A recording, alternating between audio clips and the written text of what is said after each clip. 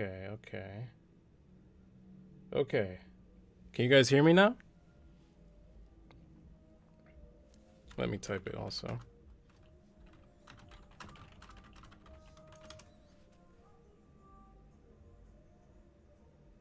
Yes, no, maybe so. Hello.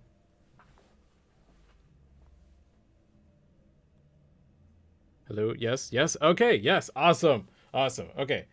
Uh Sorry for the little delay there. First time streaming like this, so when I did the test stream, it required some different inputs, but now I think I can officially get started. Uh so, welcome guys to the very first official stream, quote unquote official stream. And this is the one that I like to call end of summer stream because as I've said like in my post, in like like 3 days, not counting today. In 3 days, I go back to work, so it really is like the end of summer for me. Uh, I'm getting a little bit of a okay. No, okay. I thought I got like an error message somewhere. Anyways, so I figured I want to end the summer by spending time with y'all, and I figured let me actually just start, streaming because you guys have requested I stream in the past. So I figured let me do this. This will be perfect. It's like spending the last days of summer with y'all in a certain way, virtually. You know what I mean?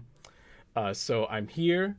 I got my little virtual avatar guy there. I tried to recreate kind of like a bar setting with like the blurry lights in the background, the bar table, the beer on the table. I just wanted kind of like an atmosphere that's like, hey, let's go out and grab a drink and just like talk about random shit. So that's the whole idea behind this aesthetic. I wanted to explain it because it took me a while to learn. Let me check the comments very quickly. Welcome back. We got some comments, some questions already. Okay, so I'll answer that question in a bit, but I just want to like get through the introductions of this whole stream and what we're going to be doing today. So hold on to that question about the daughter and the Sparta family. So what are we going to be doing today? So you all requested I do a tier list, right? Now, with a tier list, these are fun, right? These are a lot of fun to just kind of like see people's opinions and organize them, right? But I feel like a lot of people, when it comes to like having arguments about something, they tend to talk about like who is stronger than who, what power is better than the other power, who is the strongest villain, that type of stuff, or who was the most compelling villain, who is a better hero. I didn't want to go through that. I don't want to kind of like, I don't want to say be basic, but it kind of is basic. I didn't want to do something that has been done several times before. So I got this idea for another stream, another type of tier list. There's this streamer, you guys might know of him. His name is Scooch, and he did a tier list where he ranked League of Legends characters, but based off of what I think are unique criteria. So he based them off of which League character would be the better wingman. So that's what we're going to be doing today. We're going to be ranking the top Devil May Cry characters based on whether or not they will be good wingmen or wingwomen. I believe it's wingwomen. Yeah, wingwoman. Yeah, the official Devil May Cry wingman, wingwoman tier list. That is what we are doing today. So yes, I am just kind of like ripping off his idea, but it's a new context, so I hope it's okay. All right, let me check the comments again. Glad I could catch the stream. Thank you for coming to the stream. Doesn't the Sparta line remind you of the Joestar line? In a way, because there's kind of like a cyclical like conflict that we can go into. I was literally watching the Virgil's Awakening video you made a while ago. Oh, thank you for rewatching that. I see Sparta like Jonathan, Dante like Joseph, Virgil like Jotaro, and Nero like Josuke. We need a Giorno and Jolin. Yeah, I do notice that there is kind of like a connect with you guys. People who are into Devil May Cry also happen to be into JoJo. There seems to be like a connection there. which is cool. Like, both franchises are fun. And there was a question earlier. Hey man, what are your thoughts on Dante or Nero having a daughter in the Sparta family? If Dante would, if Dante, who'd be the mother? It'd be kind of cool to see that. It would be cool to see, uh, like a badass female member of the Sparta family. Um, Honestly, anything that brings out more like representation in that way, I'm always down for. So it'd be cool, especially because Devil May Cry does know how to make badass women. So it'd be cool to see one that like isn't human and is arguably on par with like the Sparta twins. Will this become a VOD later? I would like to. I know YouTube has the feature to upload it directly. So it will just be like a 1-to-1 direct upload without any edits. I could take the time to like edit it down and make it more uh, compact, for lack of a better term. I think Virgil would be awkward with that. Okay, so Ashley, since you already started thinking about the characters, we can get into it. So, before we do get into it, I just want to say, again, thank you for coming to the stream. I have just so you know, because it's apparently a good practice to point this out. I do have super chat enabled. For anybody who would like to donate, do not feel pressured to. All donations just pretty much go to supporting me directly, which just means like food and rent, that type of stuff. It's not necessary, and I also think we don't have like a super crazy chat, so I don't think it's necessary for you to stand out, but just wanted to let you know that option is there. So let's get into it. All right, so here are the tiers, right?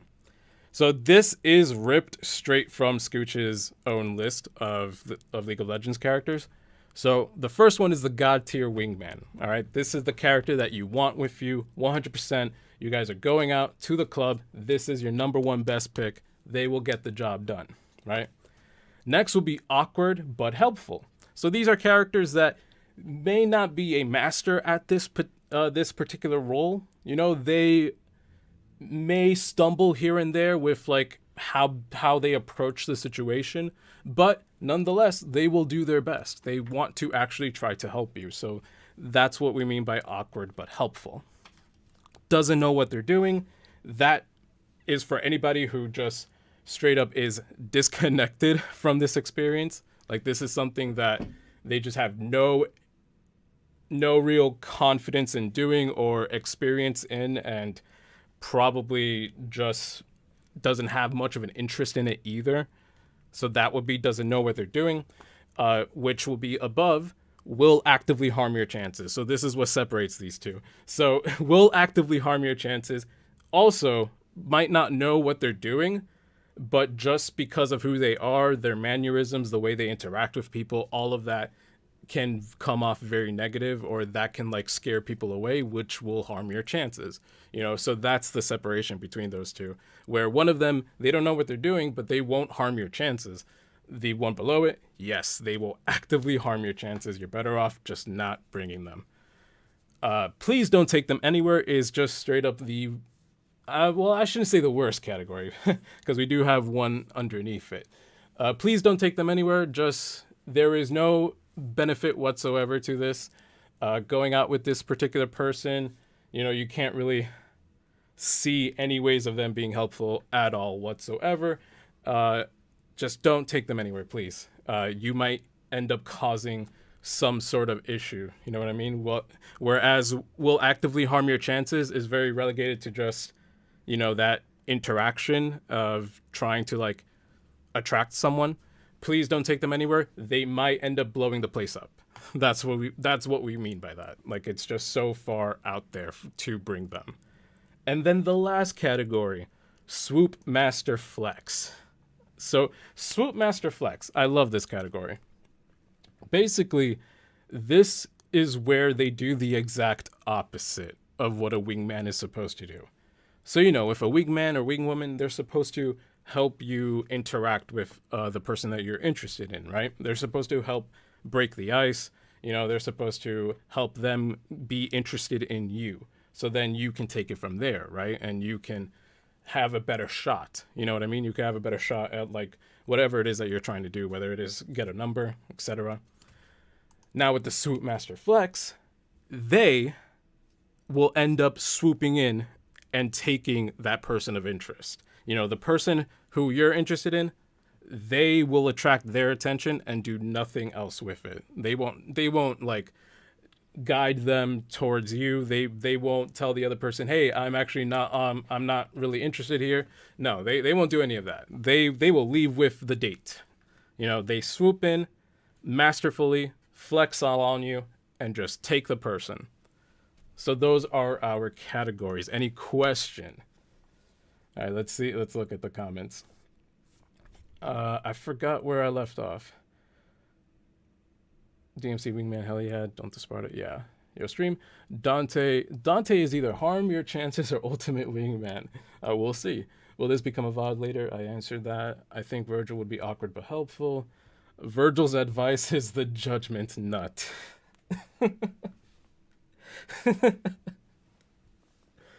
If that's his advice, then I think we know where to put him. And I'll leave that a surprise.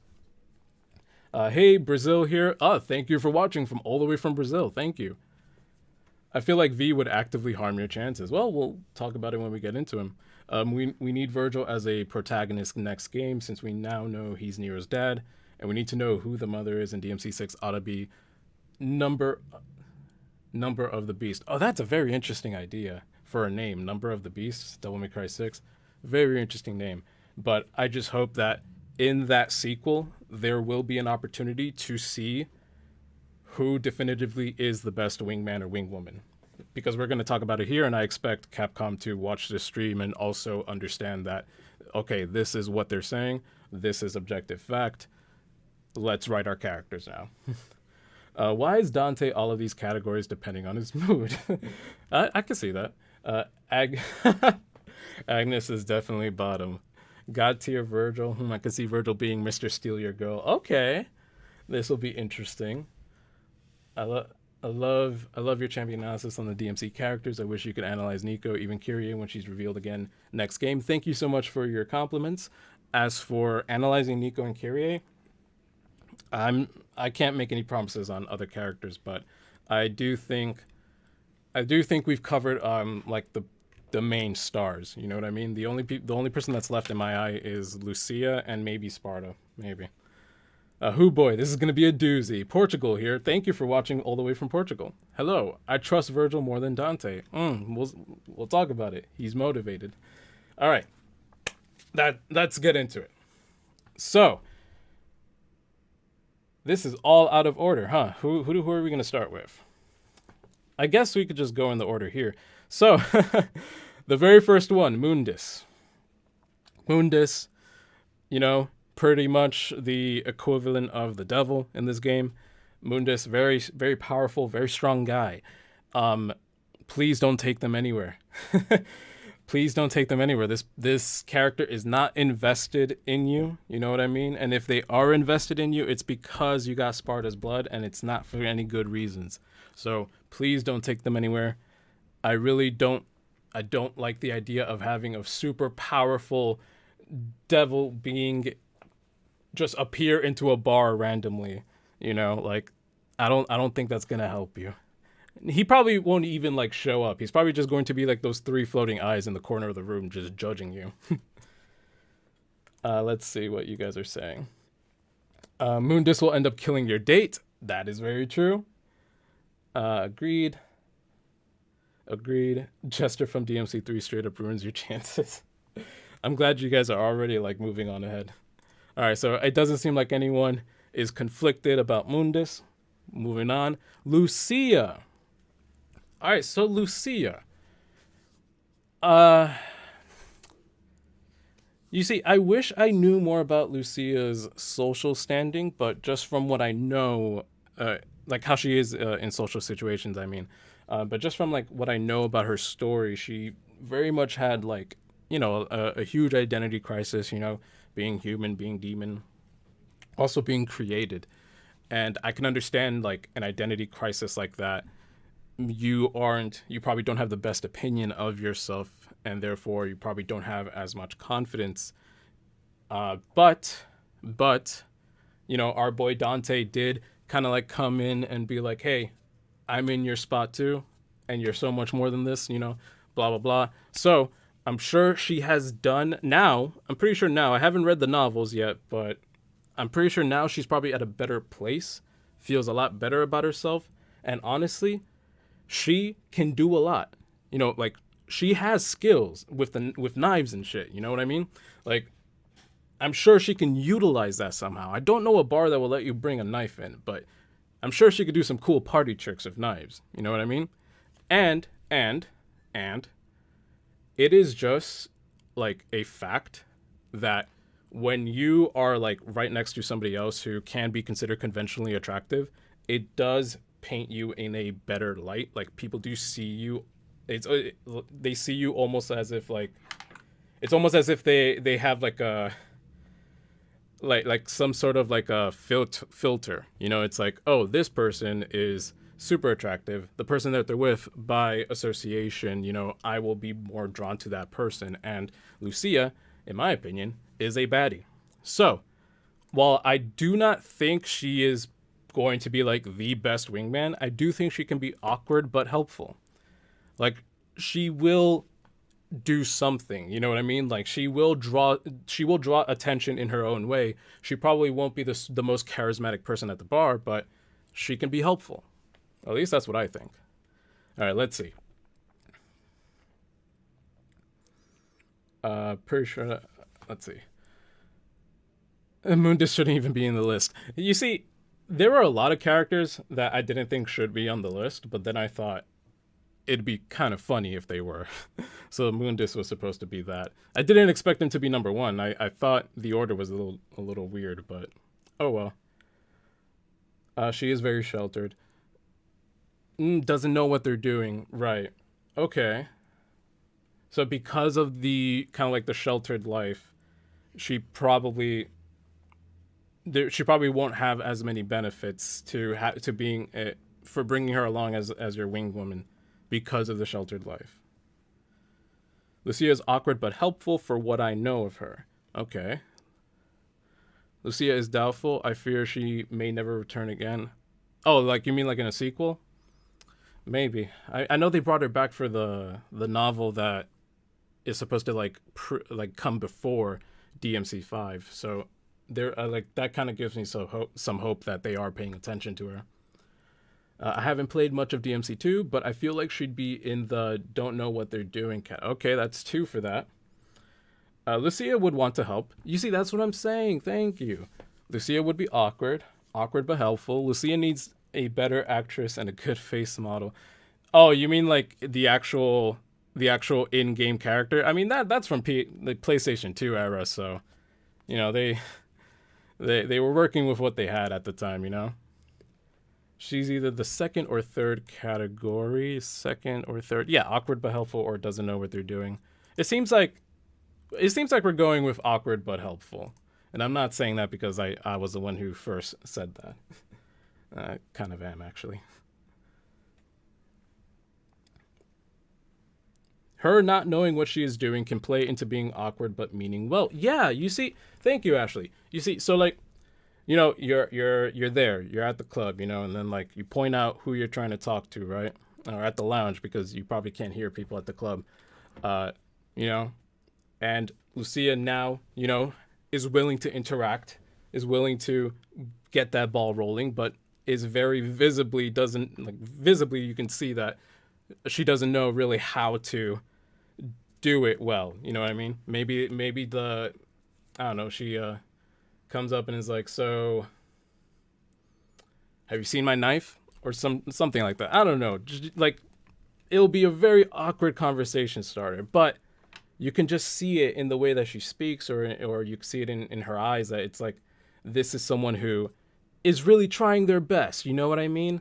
And that might be charming in and of itself, and that could also work in your favor, that like, wow, this person, they're really trying for their friend here. Their friend must be a pretty cool guy to have someone do this for them. That could work out in their favor. Right. Have you seen my knife? I don't know. She carries a lot of knives. All right. So I think we're good with with Lucia. Virgil bringing up a son of Sparta very early. Okay. Let me take a sip of water.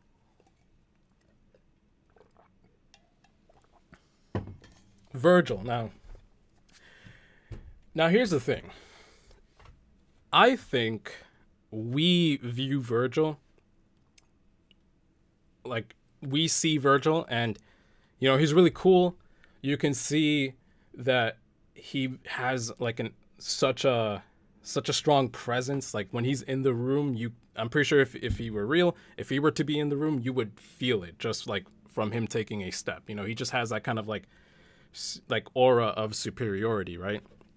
Despite everything that I said about him, masking inferiority and stuff, he does know how to walk the walk, I feel, right? Now, the question is he interested enough to pull this off well? You know what I mean? Like, is Virgil, because Virgil very much he's a motivated person, don't get me wrong, but his motivations are very focused on one thing. And when he's just focused on that one thing, he kind of doesn't care about anything else, right? So it's like, is he going to be motivated enough to do this well for you? Now, I think that is the question. What do you guys think? Let's see. Virgil is either top tier or swoop. Oh, Virgil's hard to place, but do us proud. Hello, we'll try. I'll try, anime lover. I'll try. Can you imagine him wielding a scythe like Osiris and shurikens like Aquila next game? You mean Virgil? I mean, it'd be cool to see Virgil with different weapons, but again, because of just who he is, like he's more efficient. You know what I mean? He's like, he has like a small arsenal, and he's very much to the point. Which is why I'm like questioning this now here with this role of being a wingman. Like, I don't know if he truly will be invested in it. He would stick out like a sore thumb. True, he would, but I think his confidence in not really giving a fuck about that is very, very alluring. Swoop Master, we know he can. Okay, I'm pretty sure the conception of Nero was a miracle. Oh my god. Virgil just kind of like got lucky.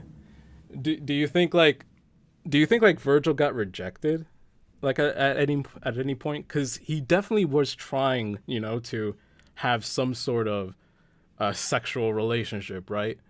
Do you think he succeeded on the first go? Do you think he ever got rejected? He's Mr. Steal Your Girl. Virgil is Mr. Steal Your Girl. Okay. Also 2-in-1 package right there. Oh, are you referring to V? Virgil, if focused and sheer will, he probably only help if something was in it for him. So, okay.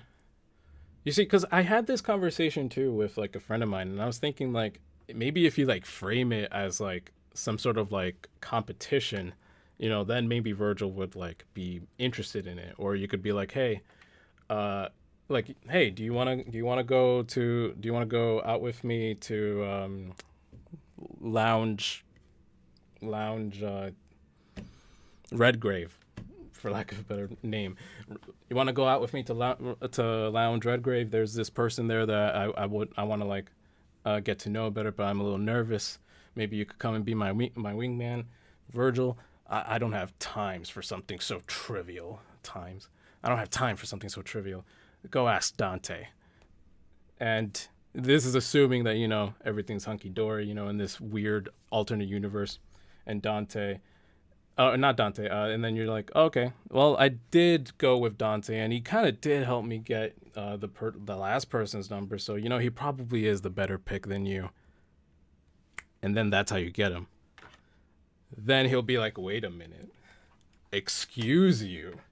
You know what I mean? Like when you frame it like that, then Virgil becomes motivated, and I think that's what it would take. You know what I mean?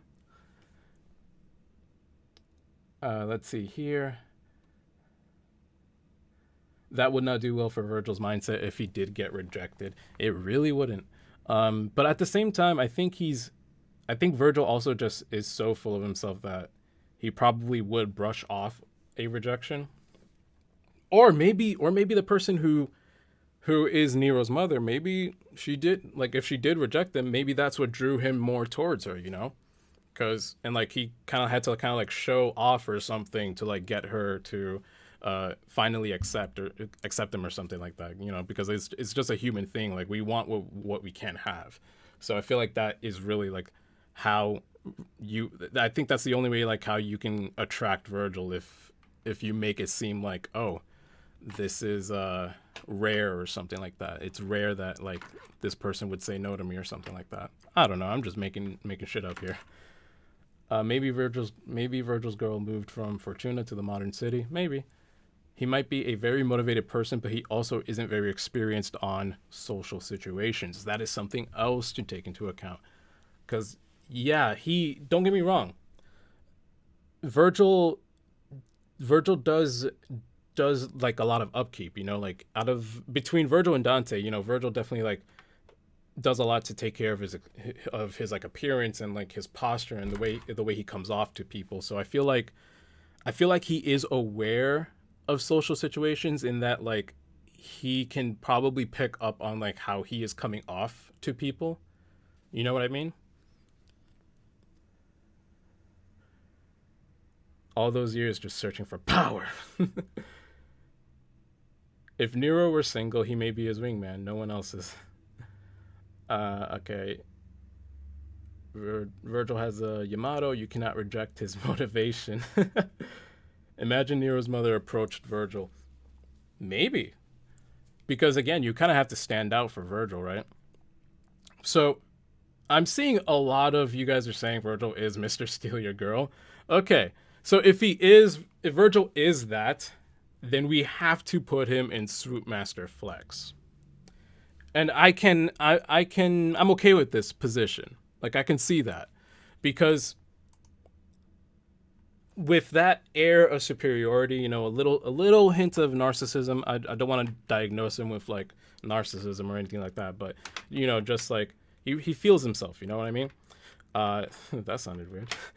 So that can be attracting to people, and if Virgil is not very interested in like diverting that attention to you to satisfy the role of a wingman, then he definitely will be Mr. Steal Your Girl, even if he's not interested. You know what I mean? Virgil is prideful and haughty. Even the pose in the image has an aura. Virgil finally lightened up after game 5, so he'll find new ways to outshine Dante. Yeah, he definitely did. I love that ending so much when they're still fighting, but then they smile at each other, and it's like, yeah, they're still fighting, but it's like, it's these brothers who always were fighting when they were kids, you know, even when it's not like super serious, you know. Virgil's like a cat, prickly and antisocial. So then, if that's the case, and he still has that like, you know, well groomed visage and like that above you aura that he emanates, then I could definitely see him attracting people, because people are just drawn to confidence. So like if something happens where like he gets a chance to kind of like show off that confidence in himself, then he will definitely draw people towards him. I just don't see him doing anything with that in your favor. You know what I mean? So I think he probably does belong in Swoop Master Flex.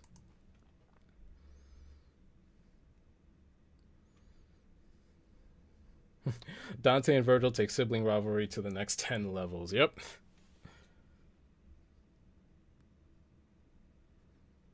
I do like the expansion that they did with the special edition too.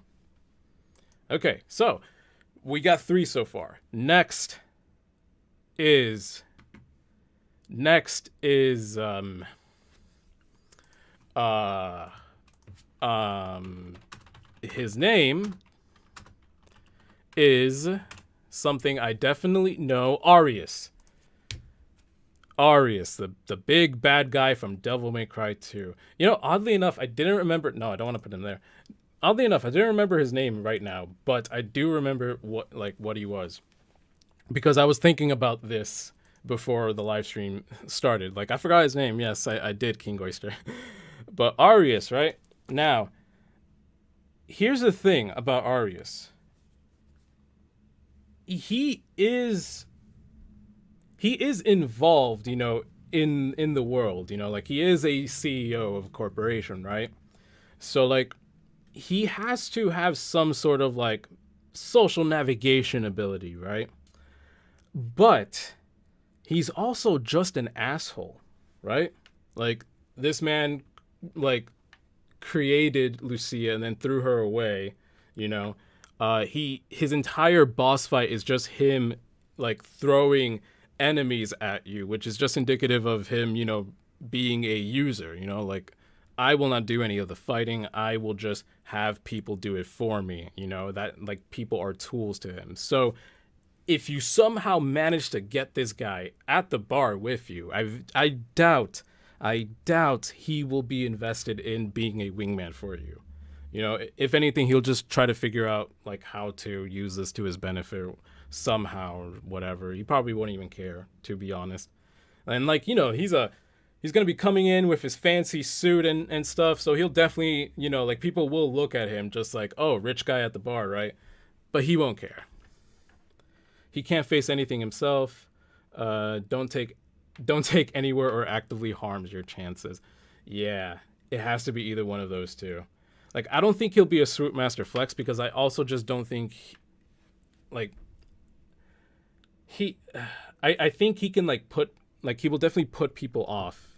Because I just genuinely see him just not caring enough. You know what I mean? I'm not sure if I'm making myself clear.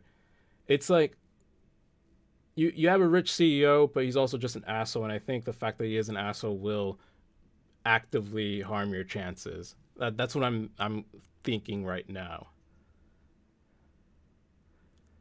Yeah, and like, don't get me wrong. I'm sure there are people who are just like in it for the money, so like they won't care. But I think there's not that much. You know what I mean? Like I think at the end of the day, he'll probably like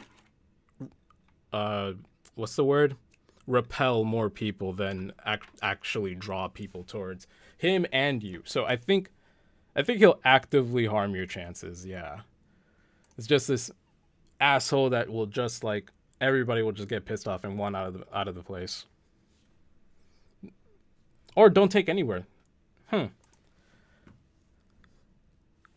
think we could just leave it at actively harms your chances because even though he did, like, what was it? What was it in Devil May Cry 2? Remind me. Was it that he opened like a portal to hell or something? It was something like that, right? It's like he did all of that, and yes, that like is super, for like the putting it lightly, super problematic. But that was like an entire plan that he had. It was like very it was like a calculated thing.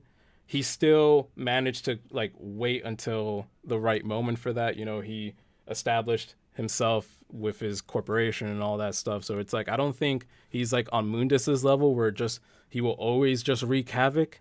I don't see a reason for him to wreak havoc at the lounge. I just think he's going to be an asshole and that's it. If that makes sense.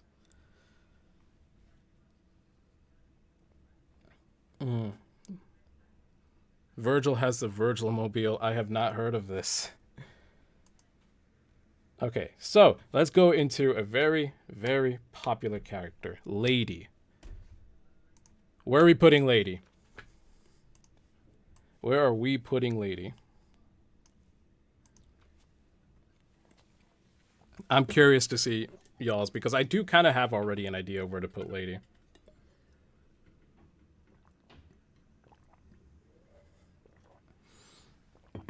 Oh, you're talking about the DMC reboot? I didn't play the reboot. Virgil has a car in the reboot? God tier, God tier, God tier, God tier. Swoop Master Flex. Top tier, awkward but helpful. Swoop Master Flex. Virgil Mobile DMC, we don't talk about it. Okay, Vanta? Okay, Vanta, we won't talk about it. Awkward but helpful. Okay, so here's the thing. I like Lady. And with Lady, her character development, as far as I understand it, it's someone who, went through a lot of shit and was very angry at just the world and herself for all of the stuff that she suffered. And after three, you can see that she's like made efforts to kind of like put herself back into the world, and not let anger be like the single focus of her life. That's why she's like a little bit more cute, and like she acts like very very cutesy in the later installments, where I think it's because like she's finally allowing herself to just kind of like exist in the world and explore it, while hunting demons, because that's all she does. So I think she's at a much better place, and therefore I think she is definitely somebody to bring along. But I kind of feel like she would be awkward but helpful, because I just like I don't see her being super charismatic. Like I see her as kind of like also just kind of like if you bring her, she'll definitely know how to party. She'll have a good time with you. Um but I also think she kind of like just is a little bit more direct about things. I'm trying to like think of like in the anime where like where you can really see in the anime she interacts with other people, and she's a little rough, she's a little forward. So it's like I'm thinking like she's probably not the most charismatic person, but she'll definitely still be helpful, you know what I mean? And like she can definitely like at the very least pick up on things better in terms of like how things are going. So even though she's not in terms of how things are going with like conversation, like I do see her like being able to at the very least pick up on that, like, okay, this is going nowhere, I have to do something to liven up the mood, you know what I mean? So that's why I say awkward but helpful, but not necessarily god tier, because I don't think she's like the most charismatic suave person, All right, let's see. Awkward but helpful. I can see awkward but helpful for Lady. The confidence in DMC4, I think, is what makes me say god tier. Confidence is definitely alluring. Yeah, that's true. She seems very confident. DMC4. Harm chances, Swoop Master, or god tier. Interesting. Will actively harm your chances for fun. Do you mean like? Do you mean like she'll like fuck with you a little bit just to like just for the hell of it, like just because she'll think it'll be fun or something?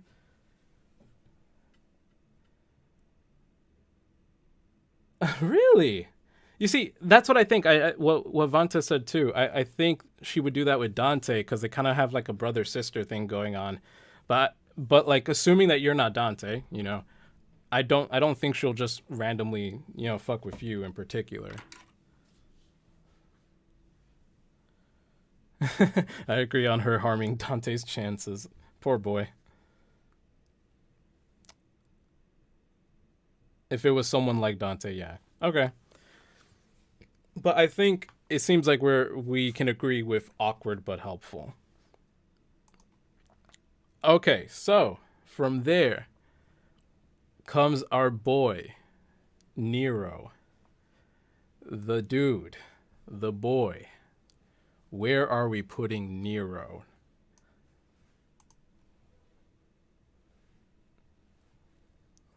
I must see what you guys have to say first. Nero is the king of awkward but helpful. God tier, we all know it. Nero definitely awkward. Okay. Nero is god tier, god tier. Nero is definitely awkward but helpful. Wow. Awkward but helpful. He ain't gonna swoop. He got Kyrie. That's very true. That's very true. He's a faithful boy.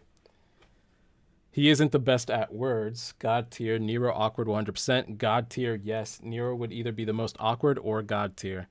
He's got the charisma to help. He's too genuine. Awkward, swoop, or harm chances. God tier wingman who is awkward but helpful. Wow. Oh. We have a super chat here.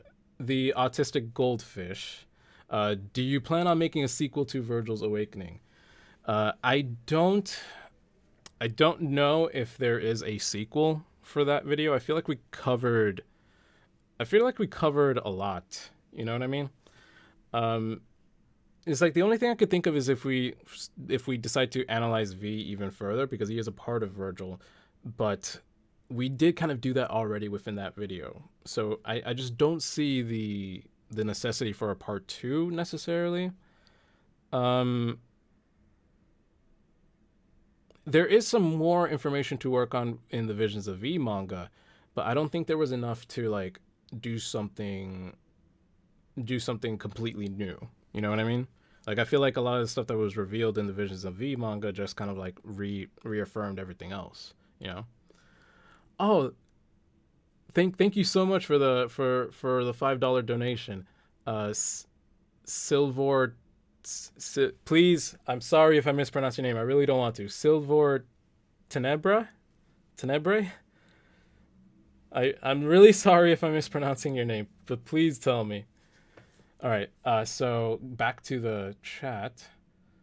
I see this is actually a pretty hot debate here between God tier and the King of Awkward, and somebody tried to have it both the God tier wingman who is awkward but helpful.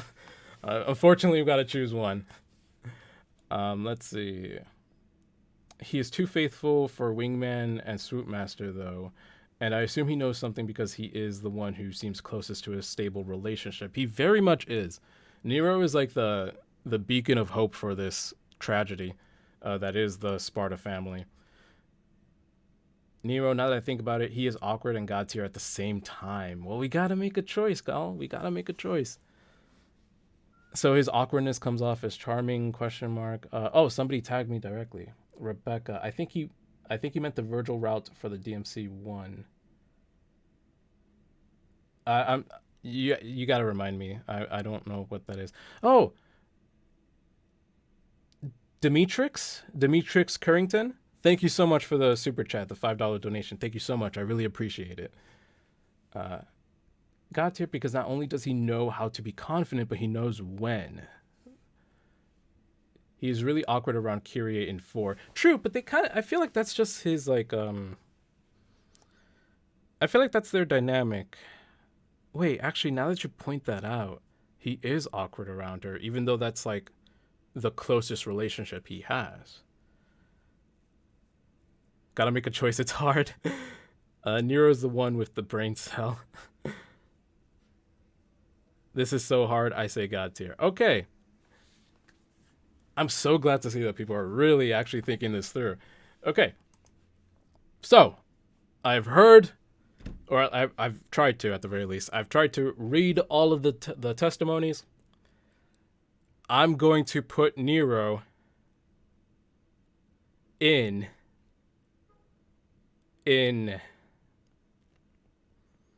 I was so confident and then it just went away and when I actually had to make a decision. You know what? Here's what I think about Nero, right?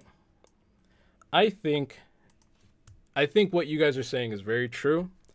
Nero is definitely someone who has more of an invested interest in his relationships, you know? Like with Kyrie, right? The very first thing we see him do is get her a birthday present, right? So he's this guy who like you see him, he's a devil hunter. You think he's like Dante when you first see him, right? Not very aloof, not really caring about it, and just doing cool things just because it's so easy to him, right? Easy for him. You don't really see like Dante do a lot to like maintain relationships. It's almost as if they're just there, and he's very lucky to have them, right? I'm not saying Dante doesn't express his appreciation for relationships. Like Dante does clearly show, like Dante does care. I do believe that. It's just more of like a thing with him where it's like he'll show his care in like moments when they're necessary, right? But with Nero, he gives Kyrie a birthday gift. You know what I mean? Like Nero, like you automatically can tell that Nero, you know, is a sweet boy from just doing that, right? So I think if you're friends with Nero and you ask him to do this, he definitely will try. And even though he is awkward, right? Even though he can be awkward at times, I do think his sincerity can be charming, you know? Like Nero is already a cool guy to like just be around. If somehow during the bar there's like, I don't know, there's just something that allows him to kind of like show off just like his cool, I don't know what do you call it, acrobatics? I don't know what the best term it is, you know. And you know that's going to draw attention, right?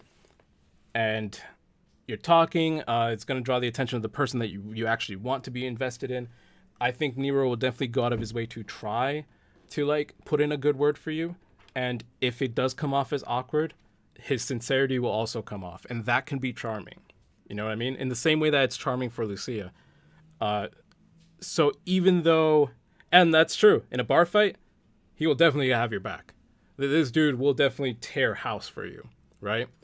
So I'm just seeing so many positive things that it's like I feel like his awkwardness doesn't hold him back. I feel like the awkwardness just makes him more charming. And because Nero cares about you, he will make an effort to direct that person's attention to you then. You know? So, I'm going to put him in God tier. Because the last criteria is whether or not I'm biased, and I'm definitely biased for Nero. So, we're putting him in God tier. We did it, ladies and gentlemen. We did it. Another donation. Silver Tenebrae, right? Since the positions are switched, there is so much to consider. How Virgil handles Patty, what he does on Malay Island, his interactions with Nero. Thank you for the $5 donation. And about that, so you're talking about we could take a little break here. Very minuscule break. I'm not going to leave. So with the what if Virgil and Dante are switched, you know, that video.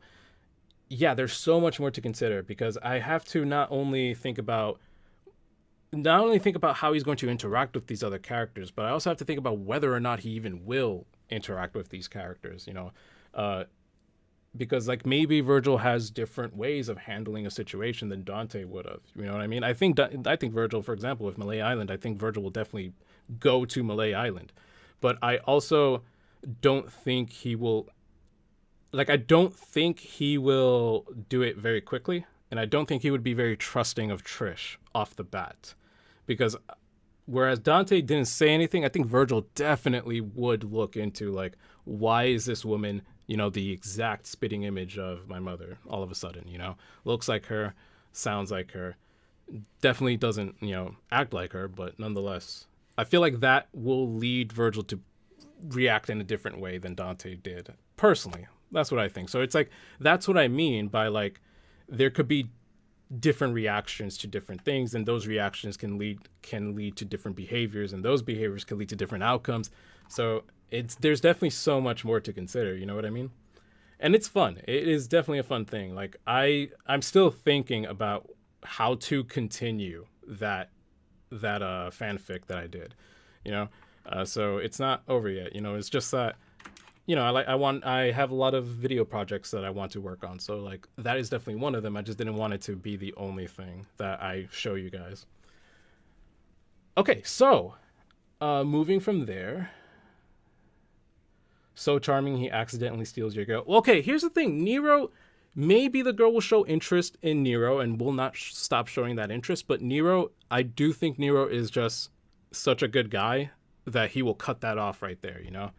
Like, he will like, maybe I'm not sure if he'll be smooth about it, but he could just be like, "Oh yeah, that's great. You know who? That's really great. You know who taught me how to, but you know who taught me the most out of anybody in my life? My wife, Kyrie," and pulls out a picture of her in a locket or something. You know, like he'll do something to dismiss himself as a potential candidate here. You know. I don't know if he'll do it smoothly or not. He might just be like, "I'm not interested," and then that's it. But yeah. He would straight up say, "Nah, man, I gotta go." You know, that too. He's pretty straightforward. All right. So, what else do we have here? Would you perhaps do one of these for the Persona series? I mean, if y'all want it, I'll put up a poll if you guys want me to do this for Persona. I definitely have a lot of opinions about Persona. Uh, Gotta leave to play volleyball. This has been fun. Ashley, thank you so much. And I'm not sure if you have a game or if it's just casual stuff, but regardless, have fun, Ashley. Thank you for stopping by. So he's awkward and helpful, meaning the awkwardness isn't a fault, but another advantage. Right. Like, yeah, he is awkward. But because it's an advantage, I'm using that as the excuse to put him into God tier. And try to understand, guys, this is all for the meme. So some of these positions, some of these placements may not have the best explanation for it, but I just hope you can accept that. All right. Yeah, he might like the excuse. Monologues about his girlfriend. He just goes into a whole monologue recapping the story of Devil May Cry 4. And oh, that might actually hurt the chances though, because like I think that will just like make people fall in love with him even more.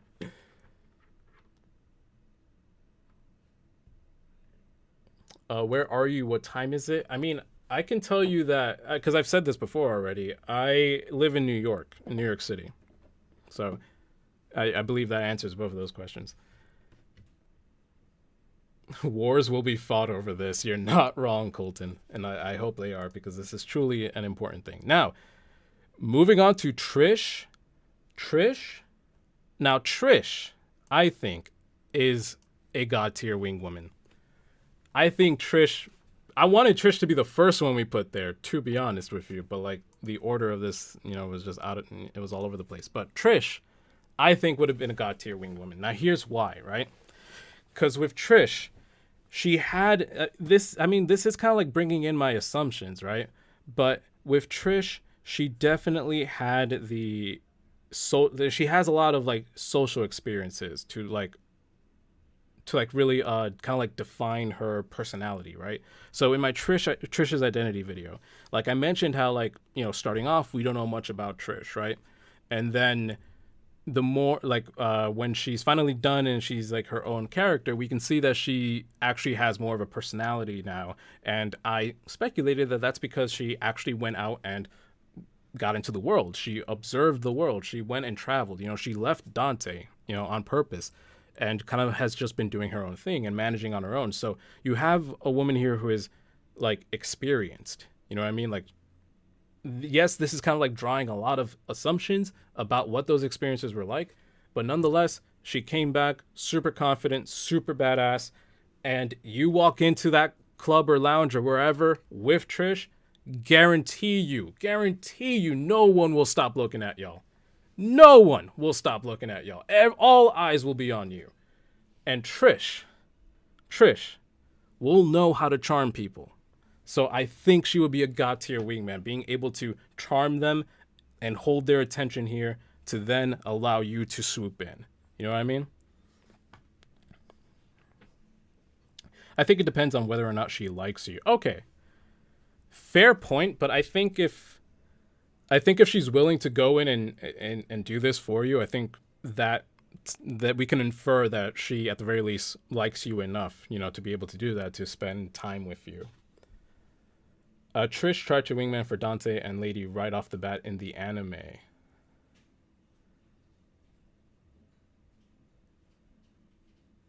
Wait, what moment are you talking about? Do you mean like, because like I know the episode that they met, and spoilers for the anime. I know the episode that they met, they fought because of a misunderstanding, and then like Dante broke up the fight, and she was kind of like teasing Lady a little bit about like being interested in Dante. Is that the moment you're talking about? Spoiler 1001. Yes, Trish is god tier. I think it depends on. Yeah, I read that already. Trish surely god tier if she has Eva's memories of picking up Sparta. I don't think she has her memories, Rebecca, because I know Mundus created Trish like from scratch to just resemble Eva. I don't think she kind of like. I don't think Mundus was able to like take Eva and just put Eva's brain or mind into Trish. I mean, she doesn't seem particularly of a team player. What with her shutting down V?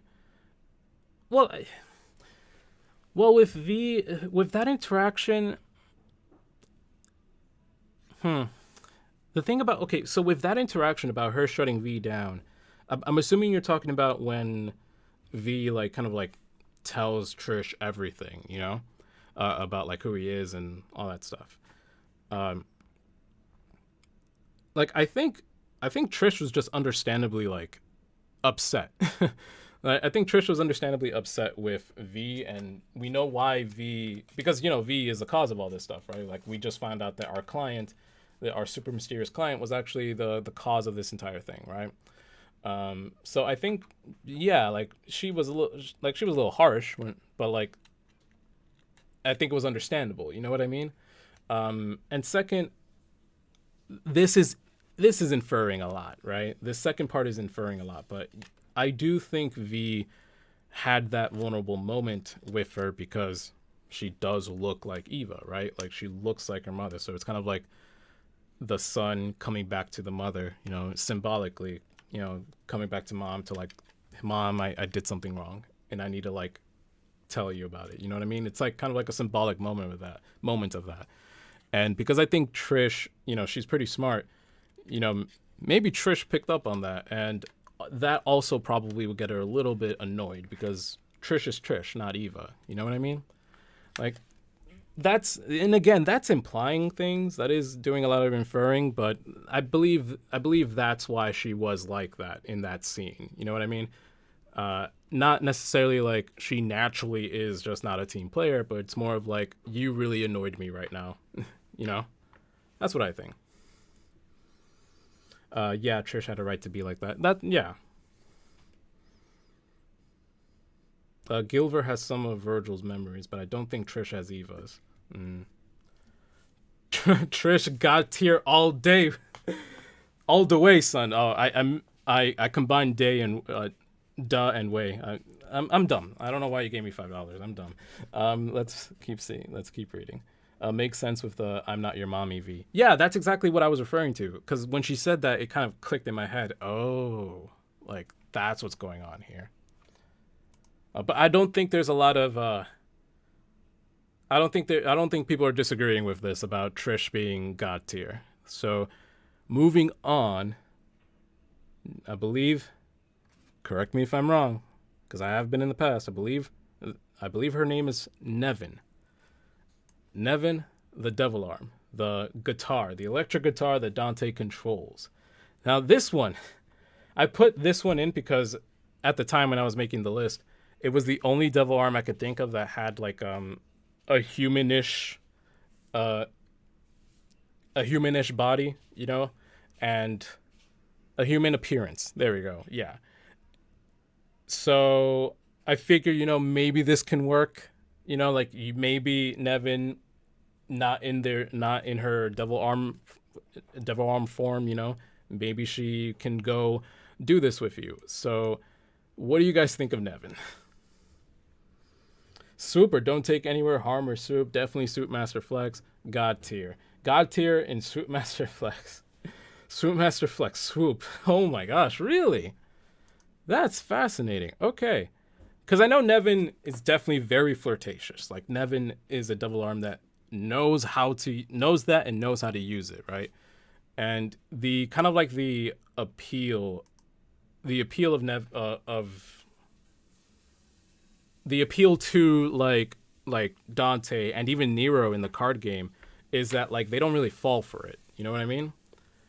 But she definitely like she definitely has like confidence and knows how to use that. So like there's no question about her being able to attract.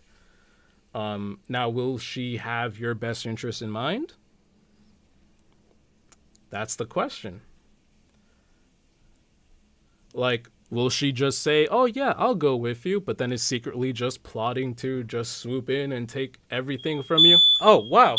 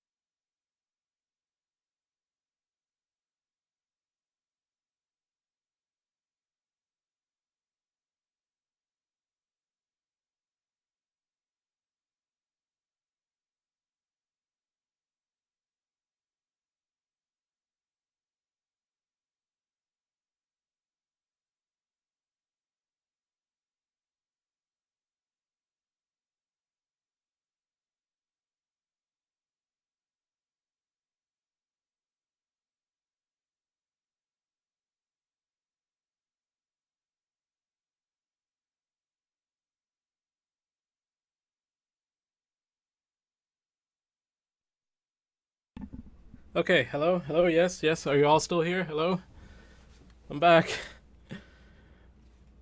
Oh my gosh, my ears are hurting. Can you guys hear me just fine? Yes, no, maybe so. Dante is not allowed in his own kitchen, methinks. Hello. Okay, okay.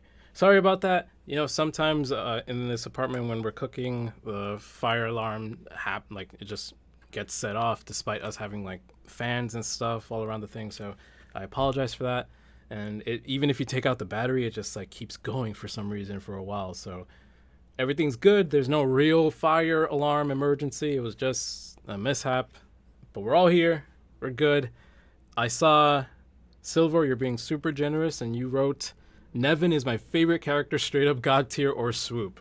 So I'm glad I got your favorite character here.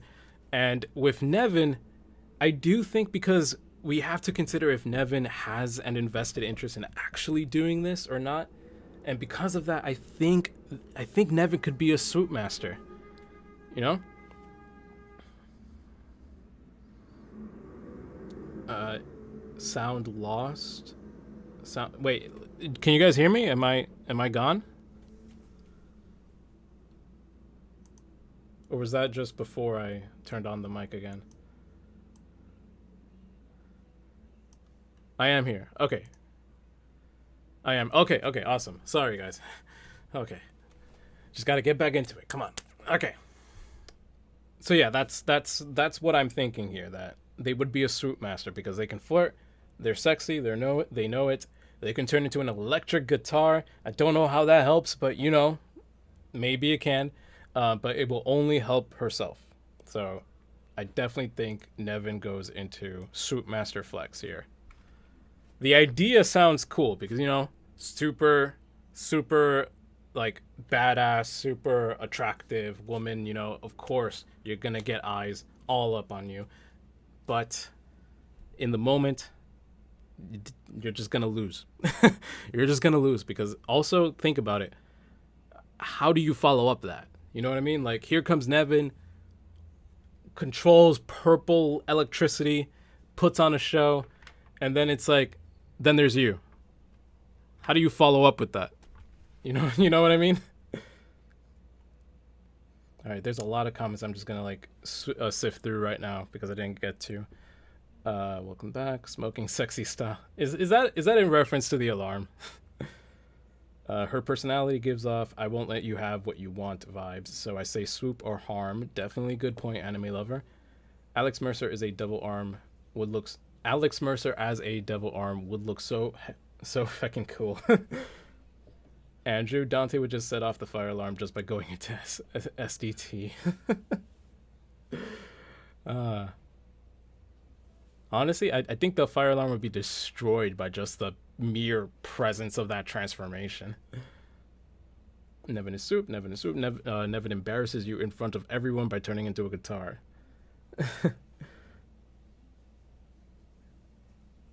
Oh, okay, so we have some people who came in recently. Yeah, so thank you for answering the question, but I can go over the tiers very quickly again. God tier wingman, number one pick, best person to have. Awkward but helpful, where there are some quirks about them doesn't make them the most super charismatic person, but they have the best interest. You know, they want to help. You know, doesn't know what they're doing. There is no real advantage or disadvantage to having them there.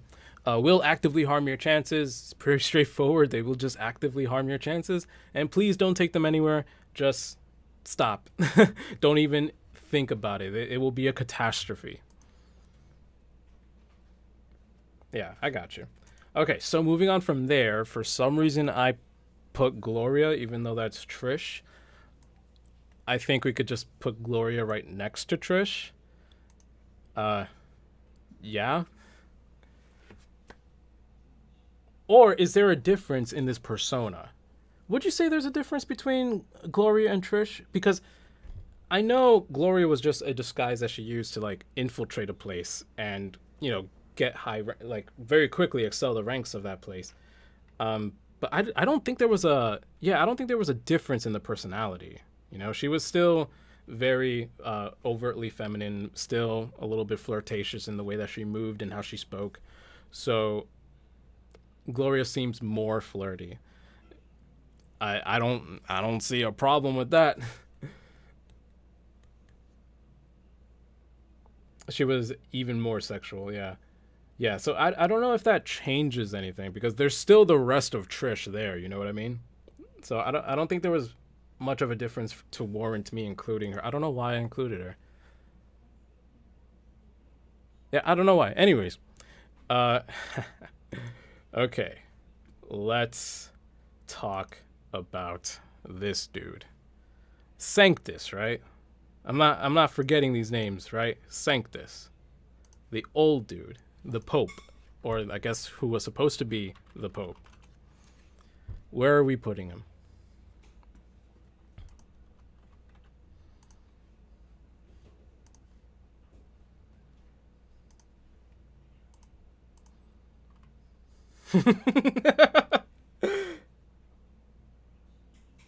Don't take him anywhere.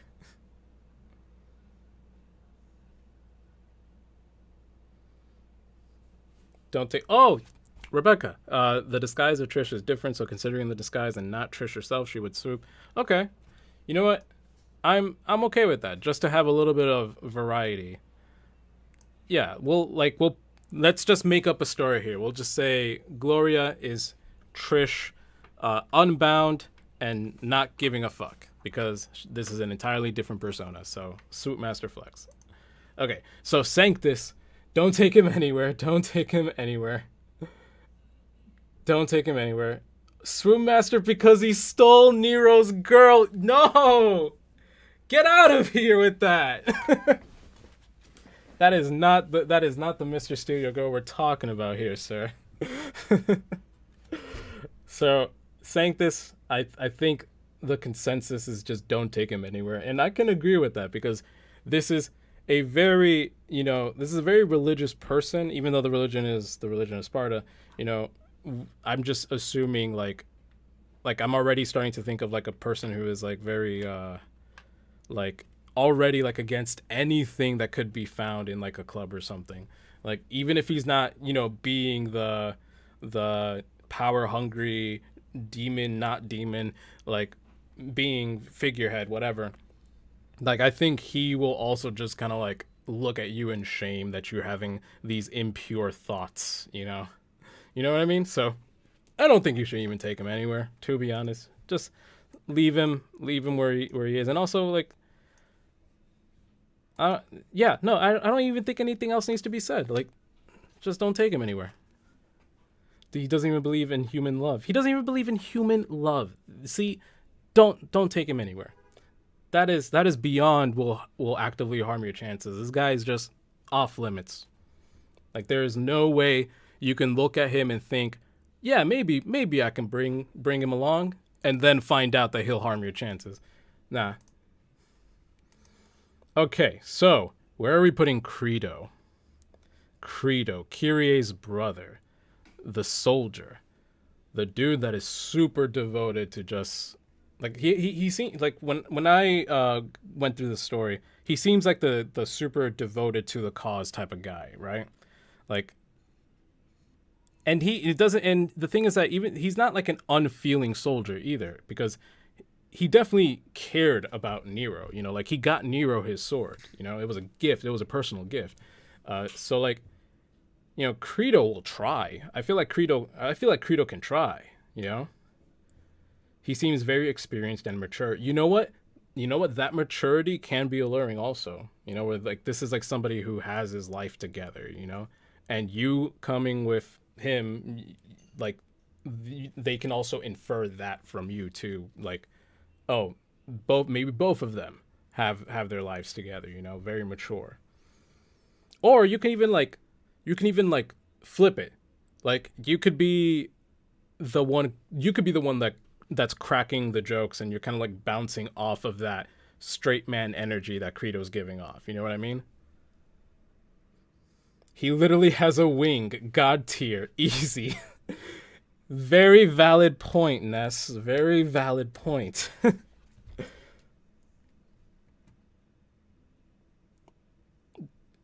Doesn't know what he's doing. The first two, God are awkward purely because I don't see it being a bad thing to have him around. Credo's sexy, unintentional swoop may occur. Don't bring him. Doesn't know what he's doing. You are Credo's wingman.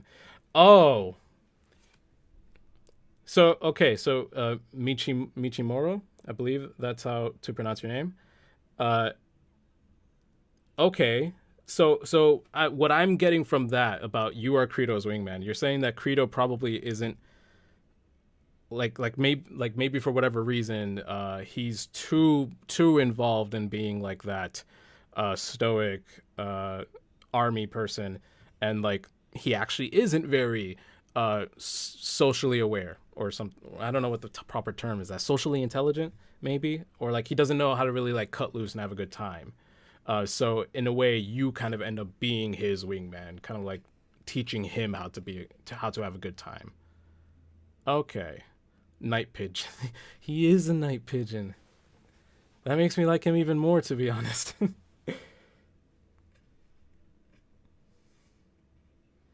Like he's such a good guy. Socially constipated. Oh my god. I know that's not the term, but actually, does that fit? I don't even know if that would fit. Hmm. You know what? I'll keep that one written down though. Now I'm wondering what would happen if Nero was Credo. Yeah, but Nero has some charm to him. You know what I mean? Like Nero can definitely cut loose better than Credo. That's very very accurate to what I was thinking. But he also could be very smooth and of the way he talks to people. Like, hmm. True. Like this is kind of like an area where we have to infer, because I think one can easily infer that maybe he, doesn't know how to cut loose. He's always super serious. Uh, but at the same time, hmm, yeah, like at the same time, he's in a position where it's not like he's like in some army away, disconnected from the rest of society. I'm assuming he has to interact with people regularly, and he's like a. I feel like he probably has like a service mentality, like like I'm here to help you in whatever way I can. He kind of raised Nero. Yeah, I think if I'm not mistaken, their parents didn't live like until into adulthood with them. So yeah, the big brother, would end up holding that mantle. Yeah. Credo might need a wingman. Man, I didn't expect Credo to actually be kind of difficult to decipher. So, because like what I'm kind of like hearing is that it's either doesn't know what they're doing, where it's like you can bring him along, he'll be cool, but like maybe there's not enough of like a maybe not enough social grace there to be able to actually like help you, or maybe you even have to end up becoming their wingman just so he can cut loose, or awkward but helpful, where it's like he's this service guy who like knows how to interact with people, but it's more from like a position of like duty. So it's not like he's super charismatic and suave, but like he's like that good boy, that good-hearted soldier that you can easily be charmed by. Just like you could be charmed by that aspect of them. I don't necessarily mean like his words will charm you. It's just that what he is, and being charmed by that may end up making you look good as well. Hmm.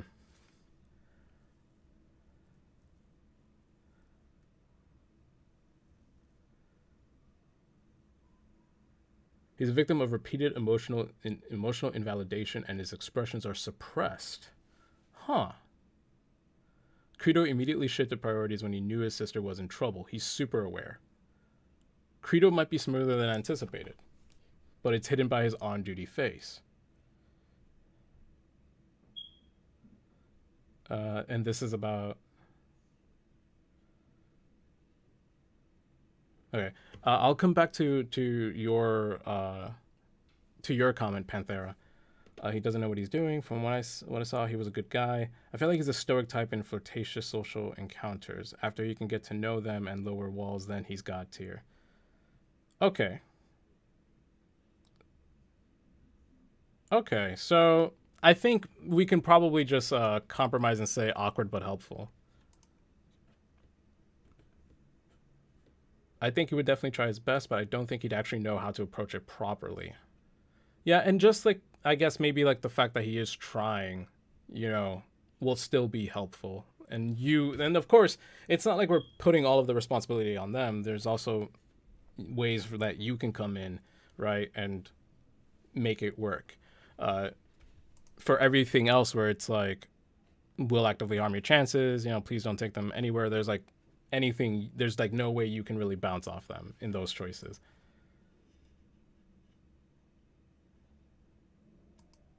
Okay, so I think we can go with that. Jester, Jester, Arkham's alter ego.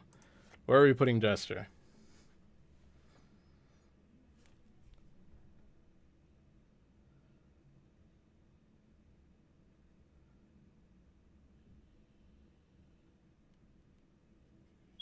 Get Jester out will actively harm your chances. Jester will actively harm your chances just for the lulls. Actively harm you, but could be really fun. Uh, I mean, you know, he is a clown. I don't know how many people like clowns, but you know, he could end up becoming the life of the party. But my fear is that he'll become the only life at the party at the end of the day. So I'm not sure, man. Will actively harm your chances for the jokes. I also see Jester being the type of person to joke at other people's expenses, you know, and like that's not something you could just kind of like drop on someone when first meeting them. You know what I mean? Jester is straight up swoop master.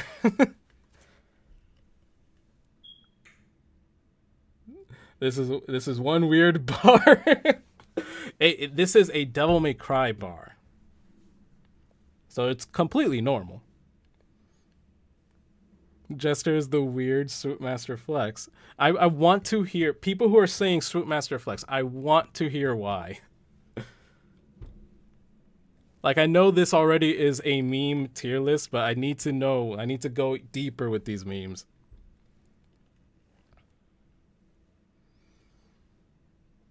He takes your date's heart just not the way you expect. Stop. Stop it. Not. Oh, that's terrible. Because he is a troll. He definitely is a troll. You know what? Because I was going to originally just put him on. Please don't take him. Don't take them anywhere. But for the lulls, I'll put him in. Will actively harm your chances. Because for some reason, I don't know why, but maybe for some reason we're just like, yeah, he's a clown. He'll be fun. Or like maybe he'll convince you that things will be fine because he is a talker. You know what I mean? I'm just imagining a bar in Fortuna every day of the week. We're just taking one of these Devil May Cry characters out to a bar with us. Yeah.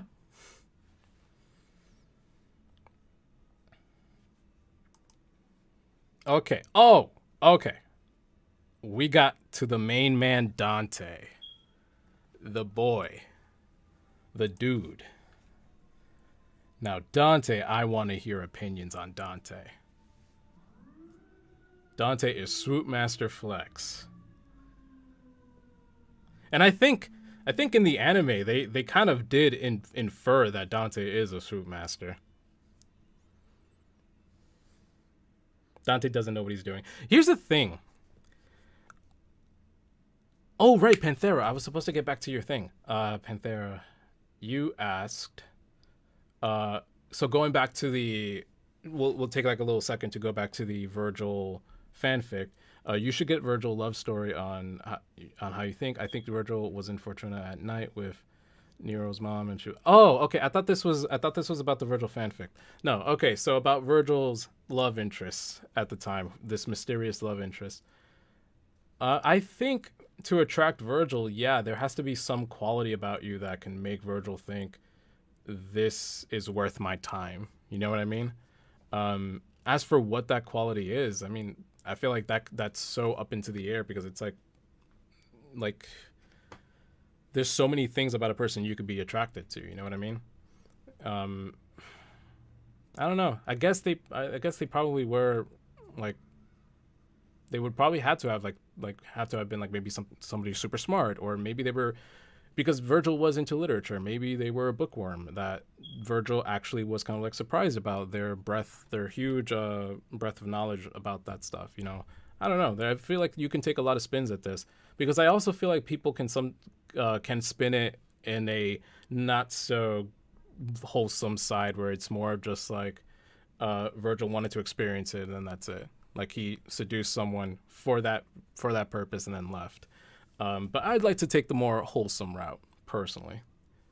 Okay, so back to Dante.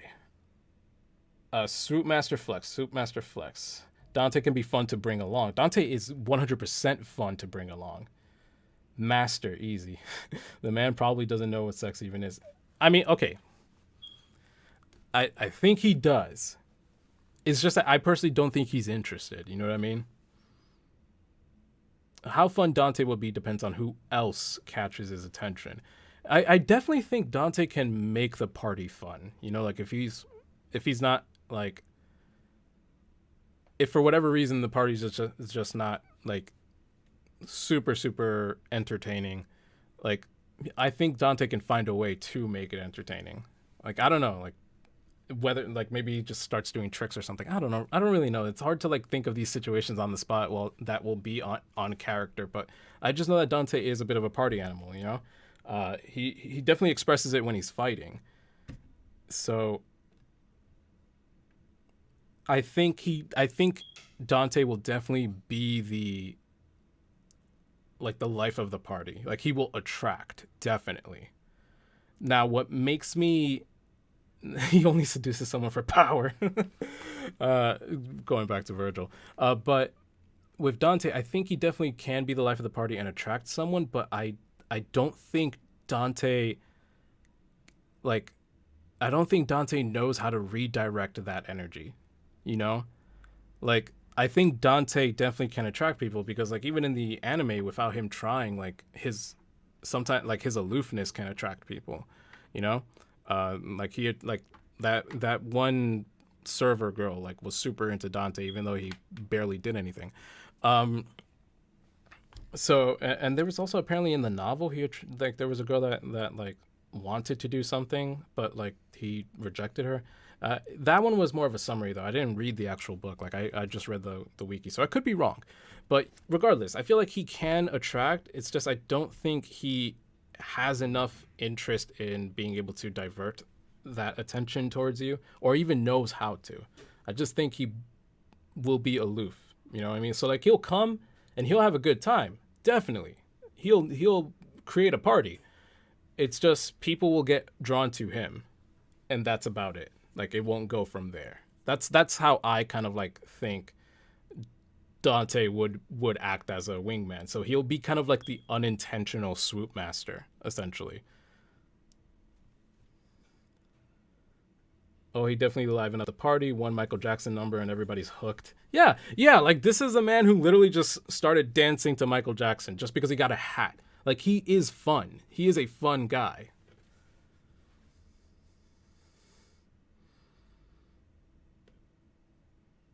He's the life of the party, but he's not good at socializing. That's the thing. I just don't think he'll like do the proper socializing that would lead to, them leading to them being interested in you all of a sudden. And Dante attracts people and demons too. Yeah. Mr. Sunday over there gonna steal your girl.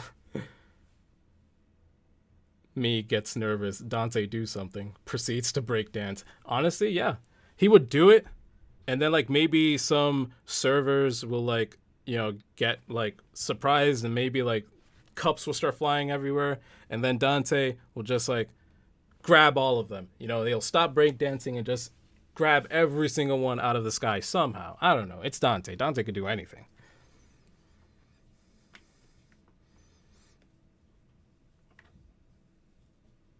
The main characters are kind of broken because they're all super attractive. Yeah. Yeah, they're definitely conventionally attractive, yeah. The grown-up equivalent to the class clown. But it's a class clown that you love to see, So I think we can put him in Swoop Master Flex. He won't do anything with it, and hell, he won't even be interested in actually like taking the people that he swooped in on and like actually developing that relationship even further. It's just Dante is just too cool. That's it. Dante could be in all of them and it'd be accurate. Hmm.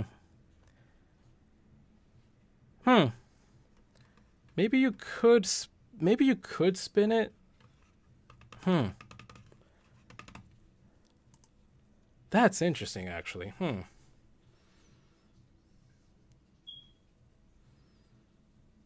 Virgil is the only one that follows through with the suit master flexing here. Yeah.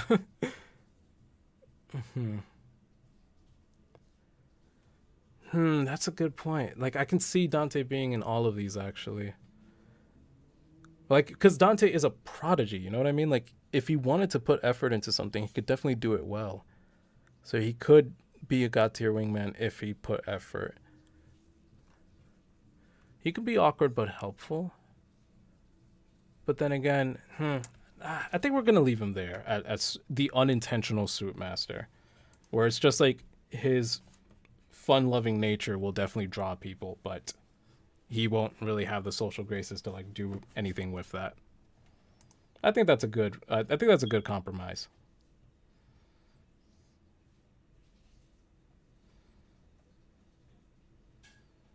The twins are the same category but opposite sides of the spectrum. Wow, that's kind of cool, actually.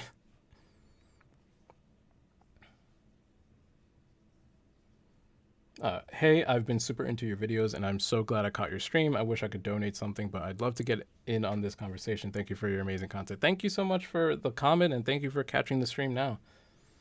Like switching styles, eh? Dante is quite flexible, that's for sure. True. Hey, maybe he develops an all new style, you know, the suit master style.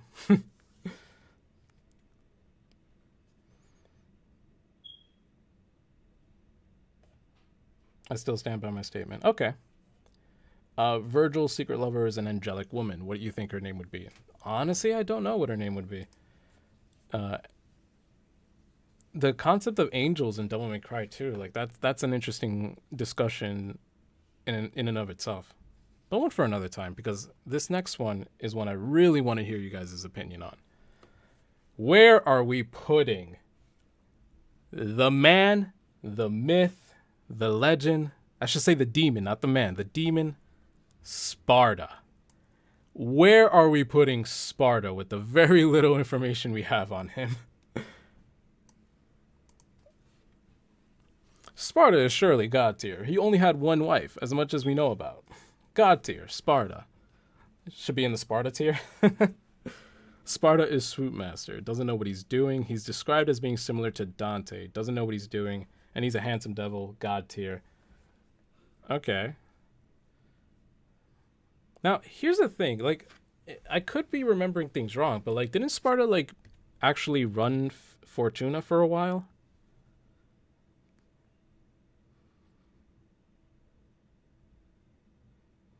Like, I could be misremembering, but I remember that was a part of the lore that, like, Sparta was, like, the feudal ruler or something of Fortuna for some time. So that shows that he has, like, social, like, some sort of ability to socialize, you know? If he's able to get people to kind of, like, you know, give him that position of leadership. I think that's just a belief. Nope, he didn't. God tier, pure charisma to get people interested in you and still remain loyal to Eva. Yeah, that's true. He was the feudal lord. Yes, he took a leadership position there to set up Fortuna. We think he is god tier, but then the irony turns out that he doesn't know what he's doing when it comes to romance. Eva put the moves on him. I definitely think Eva put the moves on him. How far is Redgrave from Fortuna, if that's true? I have no idea how far. Like, I don't, like, that's the thing. I don't really know the, I guess the geography. If that's, I think that's the best way to put it. I don't know, like, how the Devil May Cry world is structured. Like, I assume it's similar to ours, despite having these fictional places. Do not take him anywhere, because wherever he goes, he leaves so much of an impact that a religion is formed. Just like he goes to whatever bar or lounge you're at, and suddenly they restructure the whole place to be like a weekly ceremonial worship of him. Imagine actually finding and fighting Sparta. I can't imagine that. You see, I would love for a Devil May Cry DLC at the very least. That's just like a small mini episode of Sparta actually rebelling against Mundus. Like that would be so cool. He's like a mix of Dante and Virgil Wingman. Redgrave looks like London and Fortuna looks Italian. So yeah, I do see the influences on that. Yeah. Sparta would be god tier by his fashion sense alone. He be dripping. He's pretty drippy, honestly, in the costumes that they gave of him. In the portrait that they had in Devil May Cry 5, he looks completely different. But in these like DLC costumes that are supposed to be his canon outfit, he be dripping. He has the drip.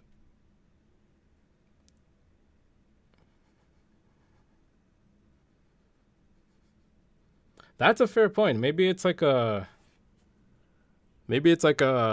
what's it called? Maybe it's like an invincible situation where like yeah, Fortuna and Redgrave are far apart, but it's Sparta. Sparta probably could just like run across the water or whatever, if there is water separating them. He radiates Dracula drip. Nice. That's so good. If they did some kind of DMC Netflix series, center it around Sparta, I might be down for that. That would be dope. Yo, get the same guys who made Castlevania. That would be lit. All right, so I'm gonna go with, because okay, if it's true that he did hold that position of leadership, he was a demon that was able to coexist with humans. You know what I mean? And not just coexist with them, but also get people to like him, to put him in that position of leadership. At the same time, I could be completely misunderstanding how a feudal lord is selected anyway, but yeah. So I want to say I'm gonna go with the people who are saying god tier, because I feel like that just requires so much socializing that he has to be charismatic, and maybe Eva taught him to be. Who knows? He may be a bit old-fashioned for the club. Fair, but you know, he has that aura, you know, that silver fox aura, you know what I mean?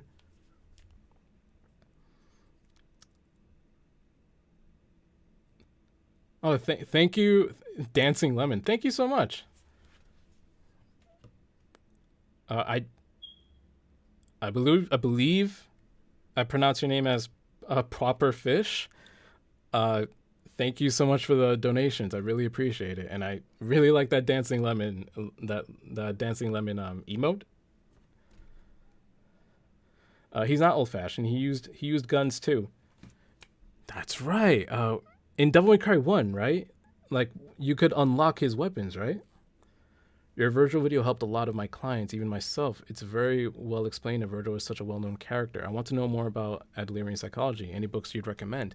Well, thank you so much. Thank you so much for that comment. I never really thought my videos would be used in that context before now. Wow, that's incredible.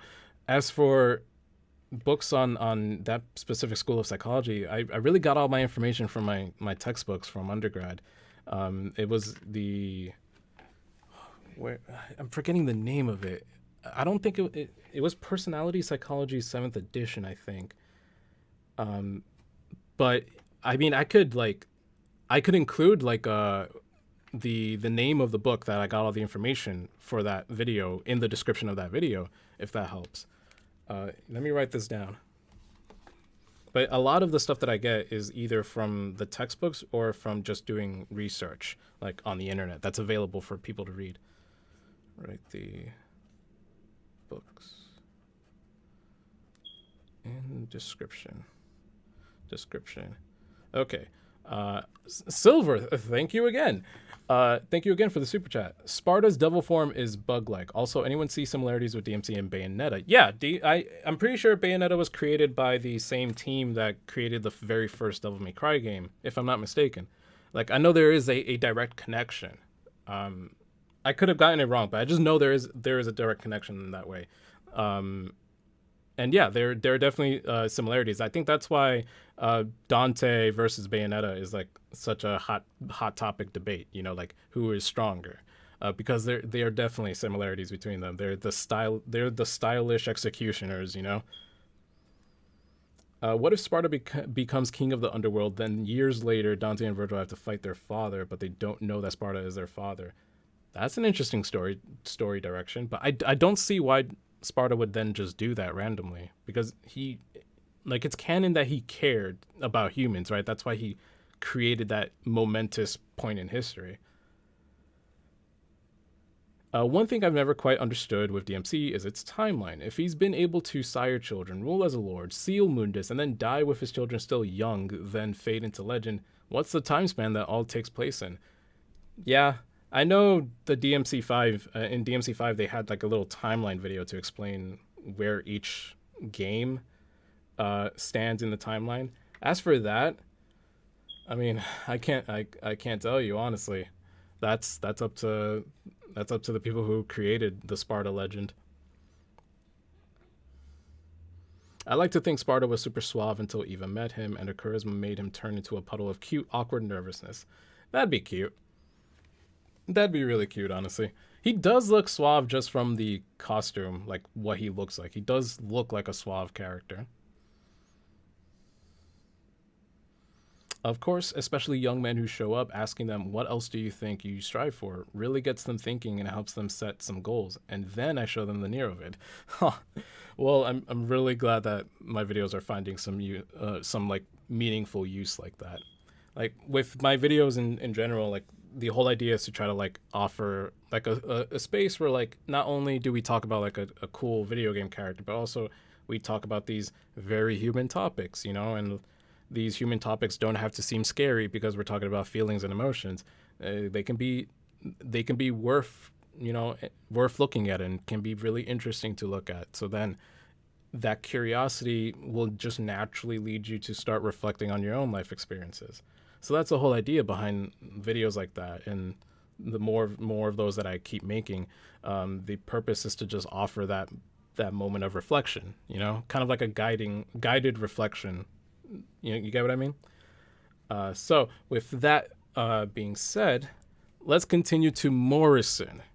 So with Morrison, right, we don't know much, but from what my understanding is that Morrison is definitely like the intel broker that just kind of like has a connection in almost anything, right? Like he kind of is able to get info on whatever he wants. You know what I mean? Like he's the one hooking Dante up with his jobs, right?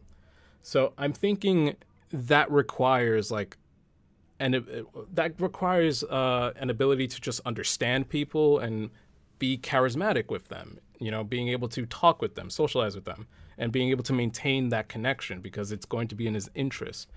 So I think those are really good qualities to have in a wingman. He would be god tier for the right price. That's true, for the right price, yeah, because he is a businessman. God tier. Morrison is Rodon. Rodon is such a cool character, by the way, while we're on that. Like, you're referring to the guy from Bayonetta, right? You probably have to pay him first, but still God tier. Morrison would be smoother than Enzo. Swoop or God tier. I'm going to put him in God tier because I do think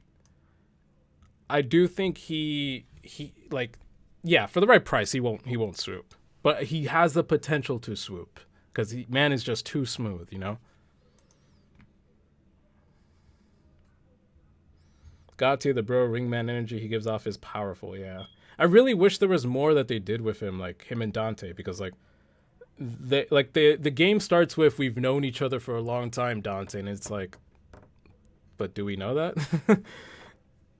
Like we don't really see it.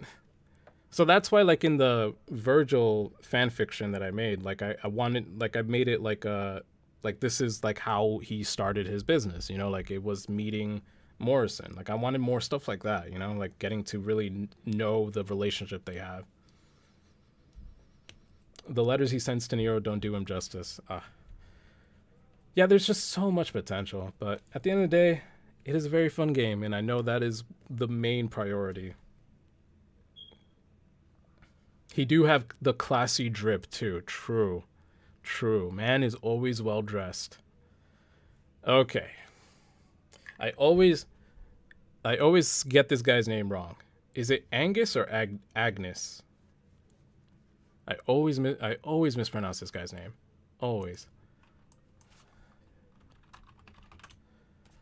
Agnes, yeah. Agnes. I keep like I always make the mistake of calling him Angus, like as if he's like Ang or something. Like but Agnes, yes, Agnes. Where are we putting Agnes? Angsty. Do not take him anywhere. Do not take him. Do not even try. Please don't take him anywhere. Does not know what he's doing. I feel like Agnes is the type of guy who, like, even if he, even if he wants to be there with you, right?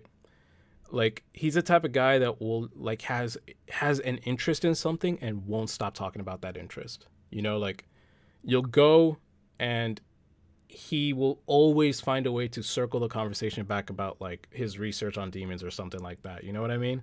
And it's like that can get annoying. Like that can really get on people's nerves, because in general, like I don't like, even though we know he's a piece of shit, we don't like, even though we know that, like, let's just say this is like for all intents and purposes, you know this guy and you are friendly enough with him that you want to invite him. You know what I mean? Because like he does not, on surface, he doesn't look like a demon. You know what I mean? And then when you bring him, he'll start talking about his interest, or like he might not even say demonic research because he's trying to keep it hidden, but like maybe he'll like start talking about science or something. Like I really feel like he's will harm your chances kind of guy. You know what I mean? Agnes had that opera scene. He could be very up there, So, okay, so he has a little bit of that artistic side to him. So, like, maybe he's not just only focused on research, but he doesn't try to help. Yeah, like, I feel like he would just harm your chances.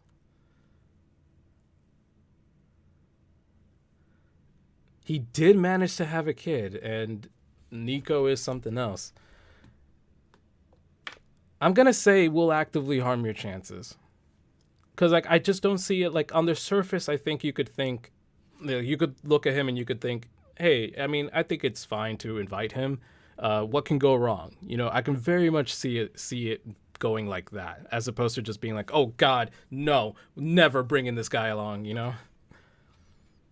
Yeah, he's a dork.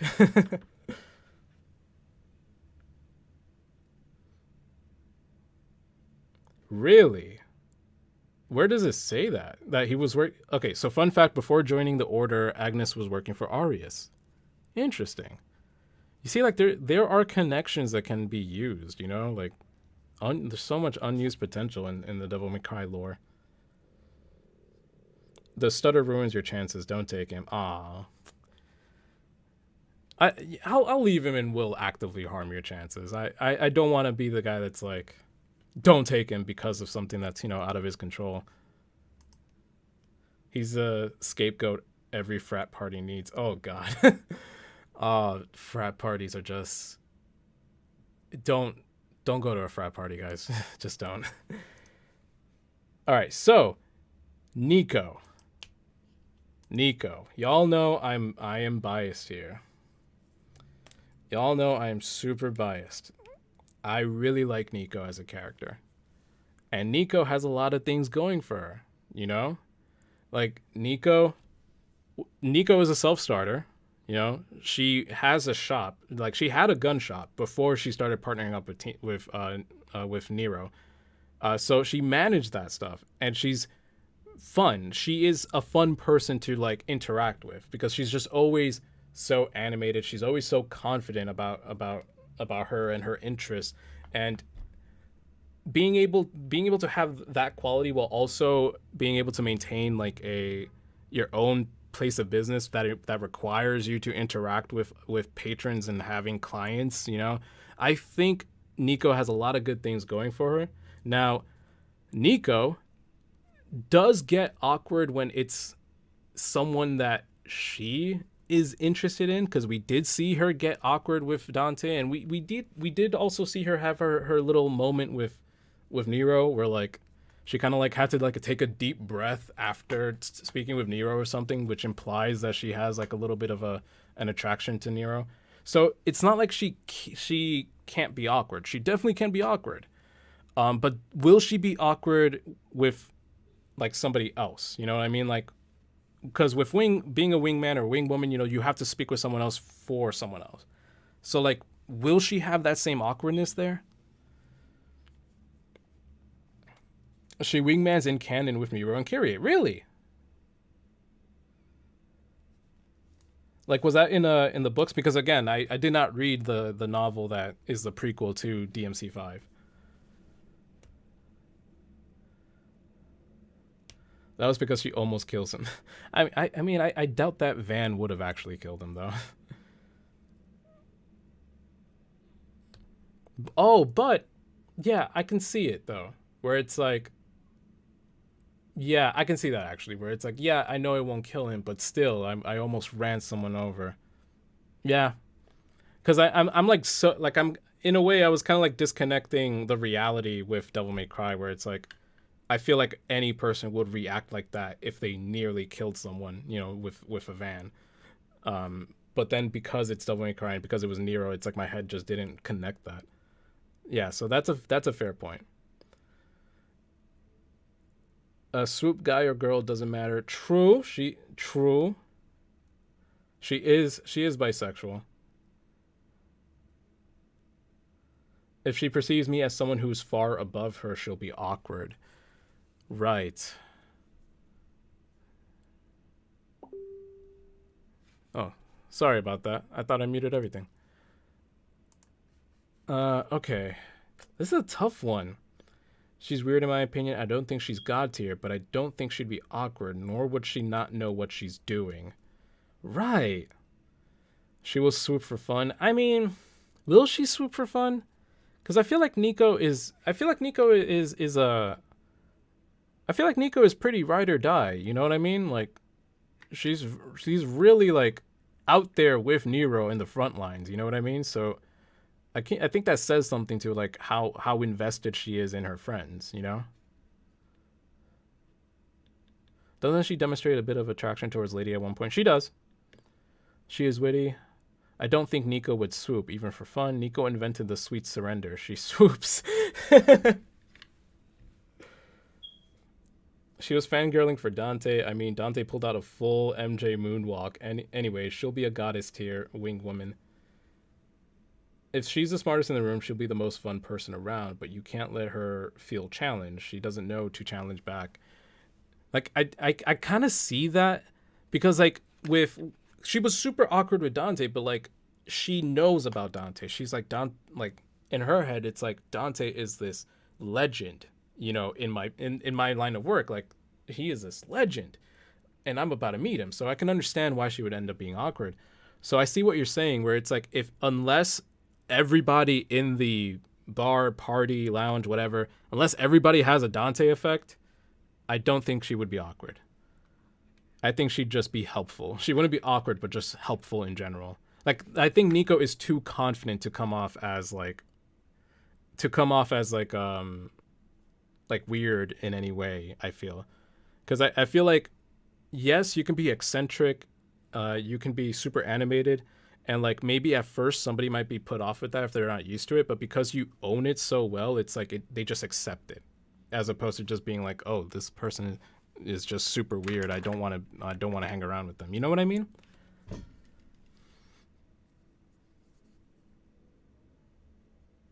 And Dante had her grandma's guns. Don't forget that. True.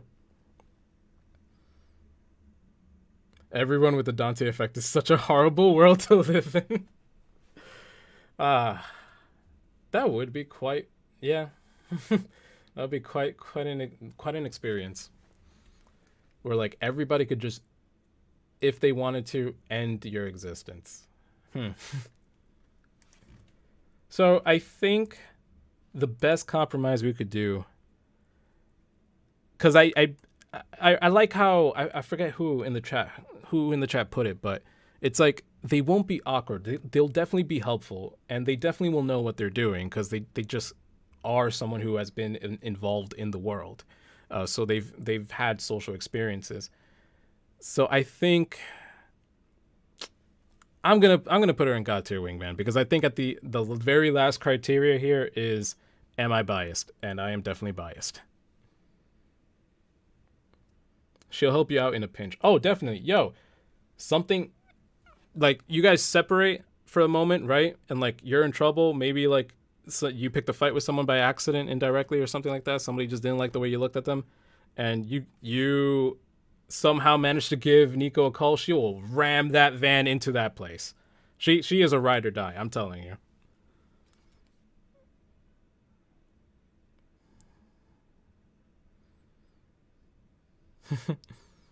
She'll be fun. She'll go all like, let me show you how to have fun, and we'll be the wingman, even if you didn't ask her, and then she'll hide away from the attention.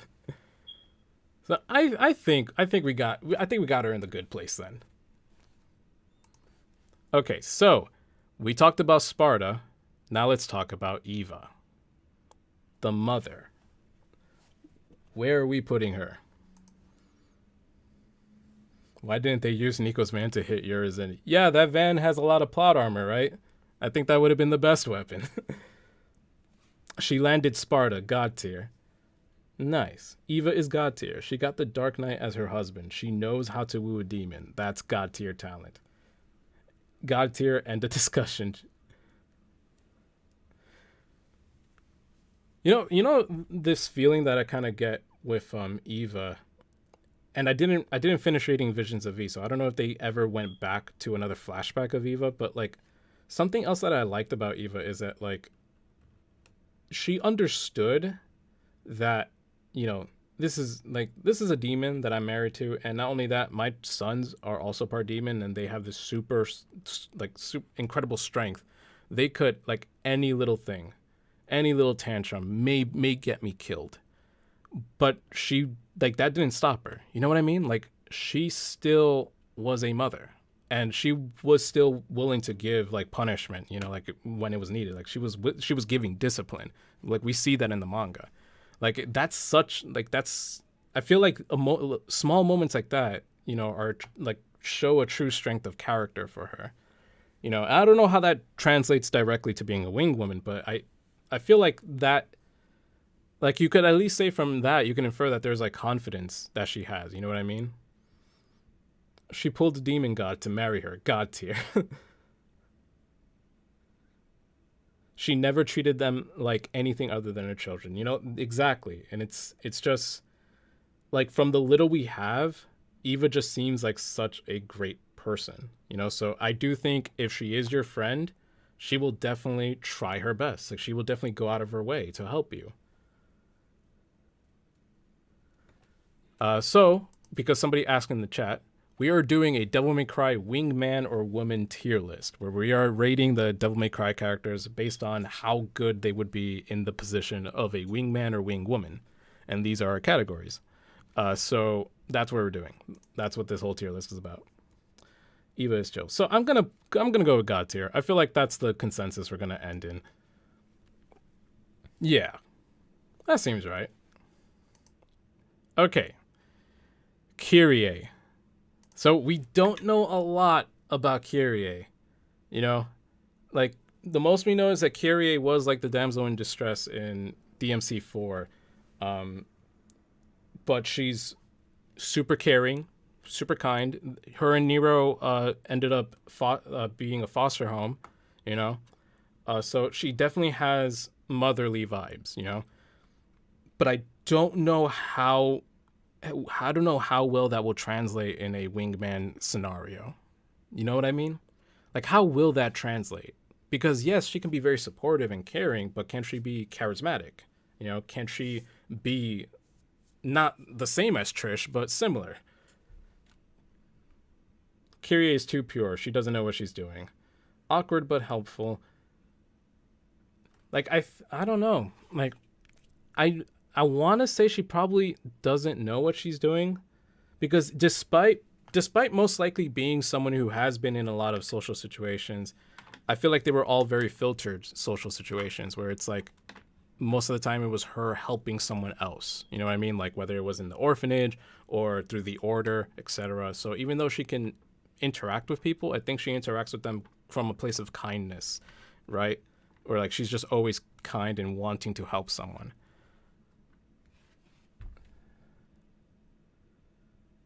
She's probably incredibly emotionally intelligent, given the advice she gives Nero, and given the advice that she gives Nero and the care for orphan children. Yeah, I'm sure. I would assume. Yeah, I would assume she's pretty emotionally intelligent. Yeah.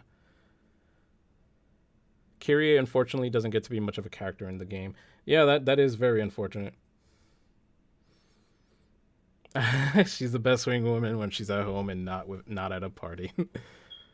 uh, Ara Nero-kun.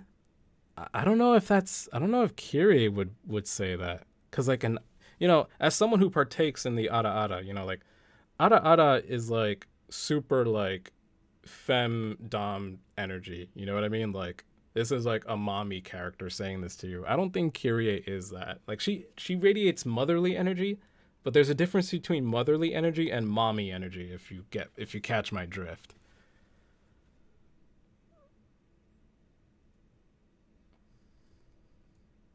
A seriously, maybe more god tier wingman. She doesn't seem awkward around Nero, rather sets him straight in believing in himself. She seems to be best support. That's the thing. I feel like she's a good support.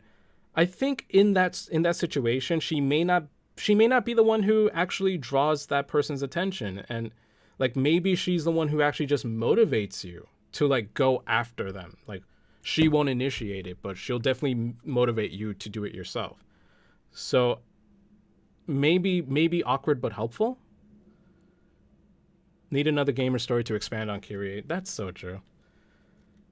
Kyrie will straight up fumble at the entrance. But she won't stay on the floor. She will get back up. She's on a mission.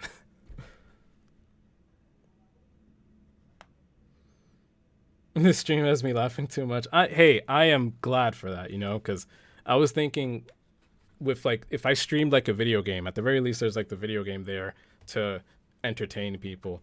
So I was a little more nervous with this tier list, but I'm glad things are working out. I'm glad to see that this is actually fostering a lot of discussion with y'all. We are all forgetting she had her views shaped by a cult. I'm not sure she'd actually really be helpful, and she'll try but have no idea what she's doing. Very fair. She was raised within that order, right? The Order of the Sword. So that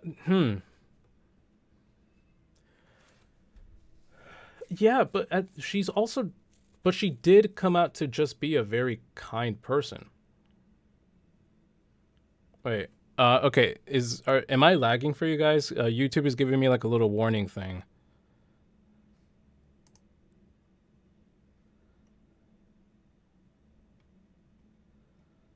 Warning, streams current.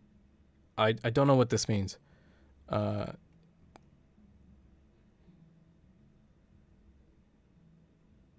am lagging a little bit. Okay. Okay, well right now it says that things are good. So maybe it was just like a little bit of internet lag.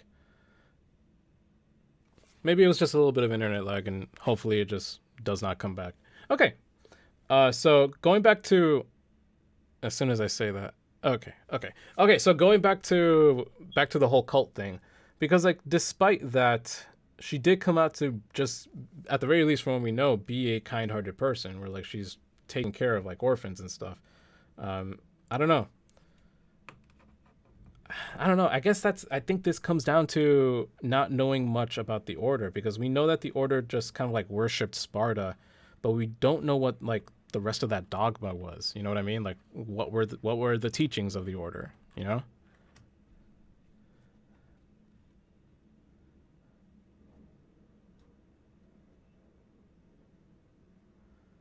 I think she was mostly just a victim of many lies of omission. Yeah, like a lot of the people in Devil May Cry 4 were victims of that. Like Credo, Credo didn't know a lot of the things that was going on, but he was just someone loyal to a fault, like devoted to a fault.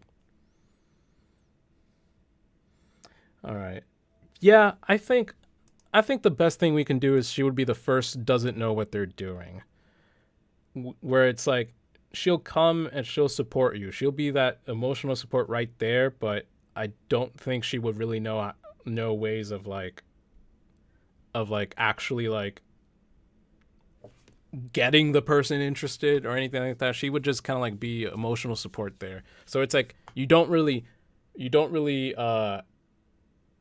lose anything for having her there, but I don't think you will gain much from having her there either.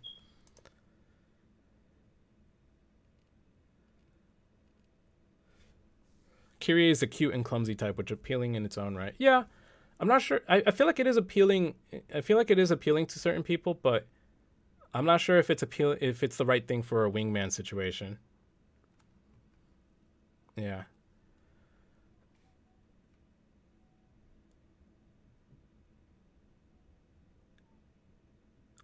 she'd she'd help you if you get turned down in a heartbeat, and she'd end up making you fall for her instead. Yeah, she's super supportive. So I think we can put her there. Okay, so we got two more. We have Arkham. I'm very straightforward about Arkham. Personally, please don't take this man anywhere. Just don't take him anywhere. I no, because like I know Arkham can socialize. Arkham is not someone who is just always the creepy old man, but maybe it is some of my bias speaking here. It's just like, just don't take this guy anywhere. I don't like him.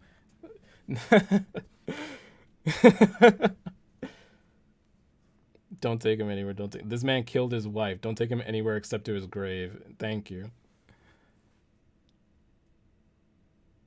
Somehow I landed a woman and I do not understand. Arkham can help you get the powers of Sparta, but not getting laid. Yeah, yeah. I think this is true justice here. Just don't take him anywhere.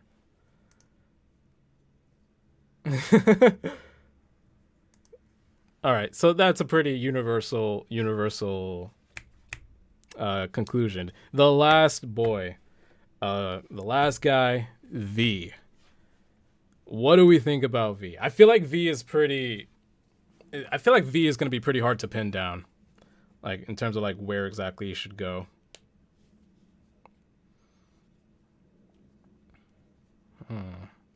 Arkham before the demonic corruption could probably be super helpful. I mean, maybe. V is God tier and swoop fight. V is God tier and swoop fight me. V is awkward but helpful, methinks, with a bit of don't know what he is doing. V.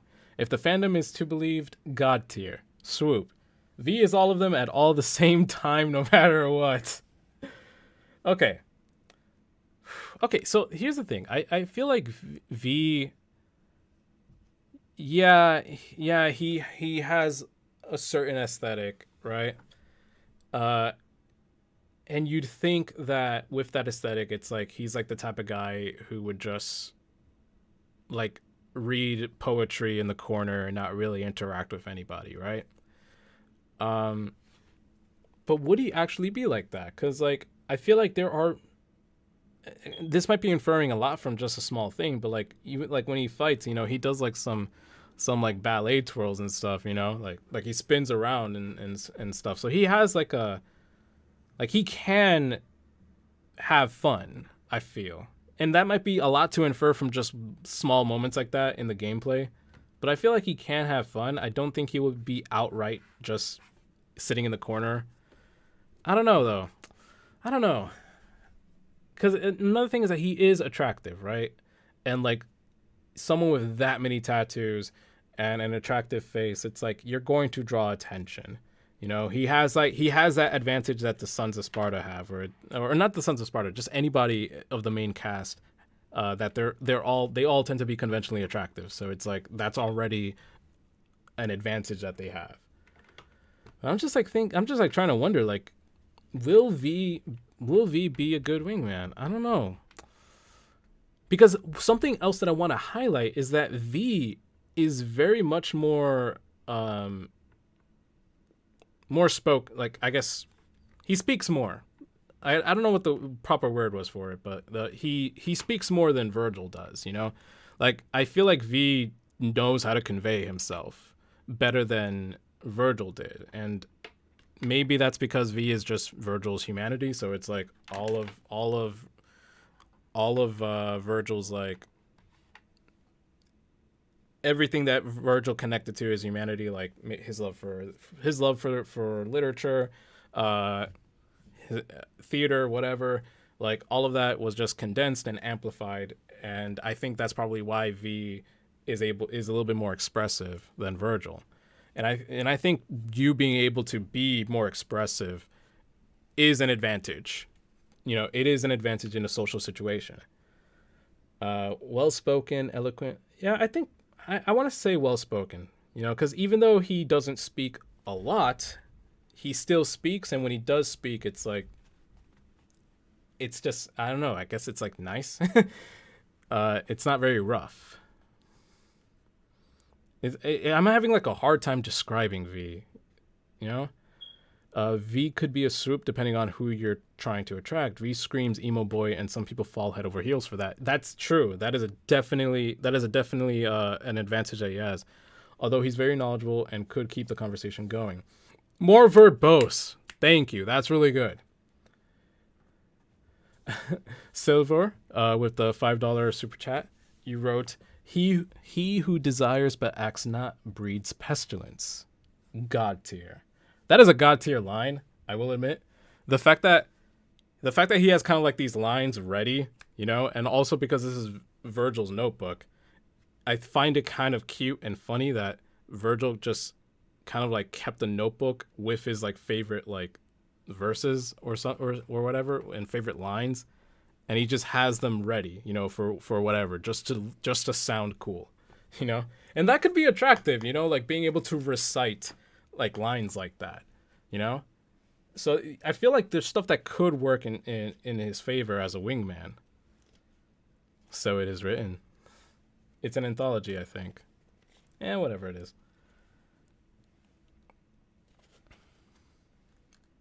Oh, that's a good point. Wait. V probably doesn't know much about love, but would definitely help, whether it be himself or you. I don't know. Subtracting Eurism from anyone is a default +1 to charisma. Fair point. That's a good point. V could easily channel Virgil's seduction energy since he's Virgil's humanity. Yeah, that's what I'm saying. That's exactly what I'm saying, because I feel like Virgil can be really great in social situations, but because of his like whole superiority complex, like he kind of like it restricts himself. Whereas with V, I feel like V doesn't have that restriction anymore. V literally swoops around with his bird. He has pets. V has pets. God tier. That literally solved the case there. Yo, but think about it. Think about how badass the both of you will look when you walk in and he walks in with Shadow. I don't know what bar will allow Shadow in, but you walk in with Shadow, and Shadow is like, he commands Shadow to like nuzzle up to you so that they know that like you got like control over this beast also. Yo, V's coming out to be more and more a god tier.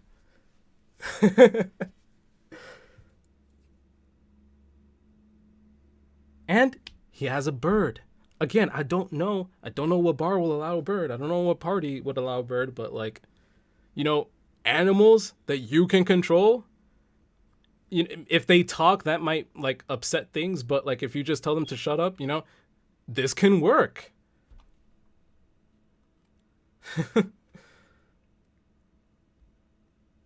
V coming in with the animal strats. Griffin is the best. Yeah. You see, like I think God tier is where we should put him. You see, because I'm here thinking like, oh, like, yeah, I feel like V can be attractive, and V probably will be able to carry a conversation, but like, it is a very niche appeal I feel that he has. But then I remembered he has pets. Boom, solves everything. Getting Griffin to be quiet is a party trick all in its own. True. He could teach Griffin quirky sentences. How you doing? Comes to mind. The most fragile human character being god tier is irony. Yeah, he's super fragile. Yeah, and that's what I love. I really do like V. Like I like what he adds to the story. I like how this fragile human is indicative of like Virgil's entire inner world, like how despite being this super powerful and opposing force, he has this fragile human in him. I love V as a character so much. Maybe my bias is showing, and that's why I put him in God tier. But yeah, does anybody else think he is stripper energy? I mean, in the manga, he literally was willing to just walk around naked. Like, I think if I'm remembering that correctly, I think it was Griffith's idea to get clothes for him. I don't know. I might be misremembering, but I do know that like he's very comfortable in his skin, I feel. And there you have it. He'll be as fun as he bothers to be. Yeah. I don't know. I don't know. At the end of the day, this is all for the memes, so I'm just gonna leave him in God tier. The pets really brought him up. He also just straight up bathes in a fountain. Yeah, like I don't know. I like he's interesting, you know? At the very least, you can't deny that he's interesting. But then again, a lot of the people on this list are interesting. I'm dying. I don't have time for clothes.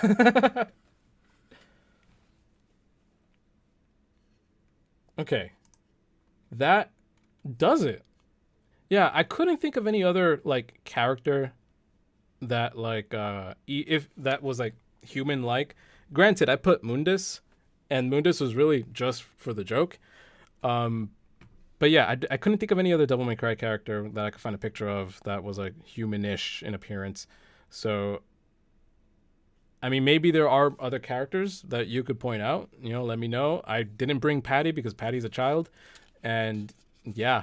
So I believe this is the official Devil May Cry Wingman Wingwoman tier list. We did it, guys.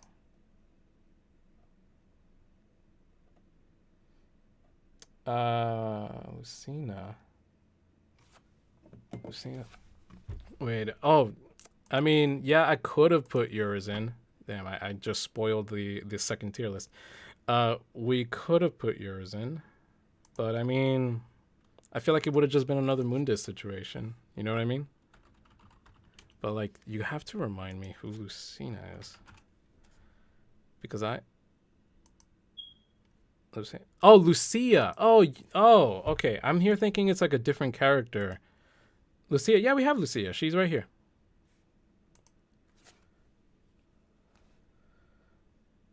She's right here. She's right here, and awkward but helpful.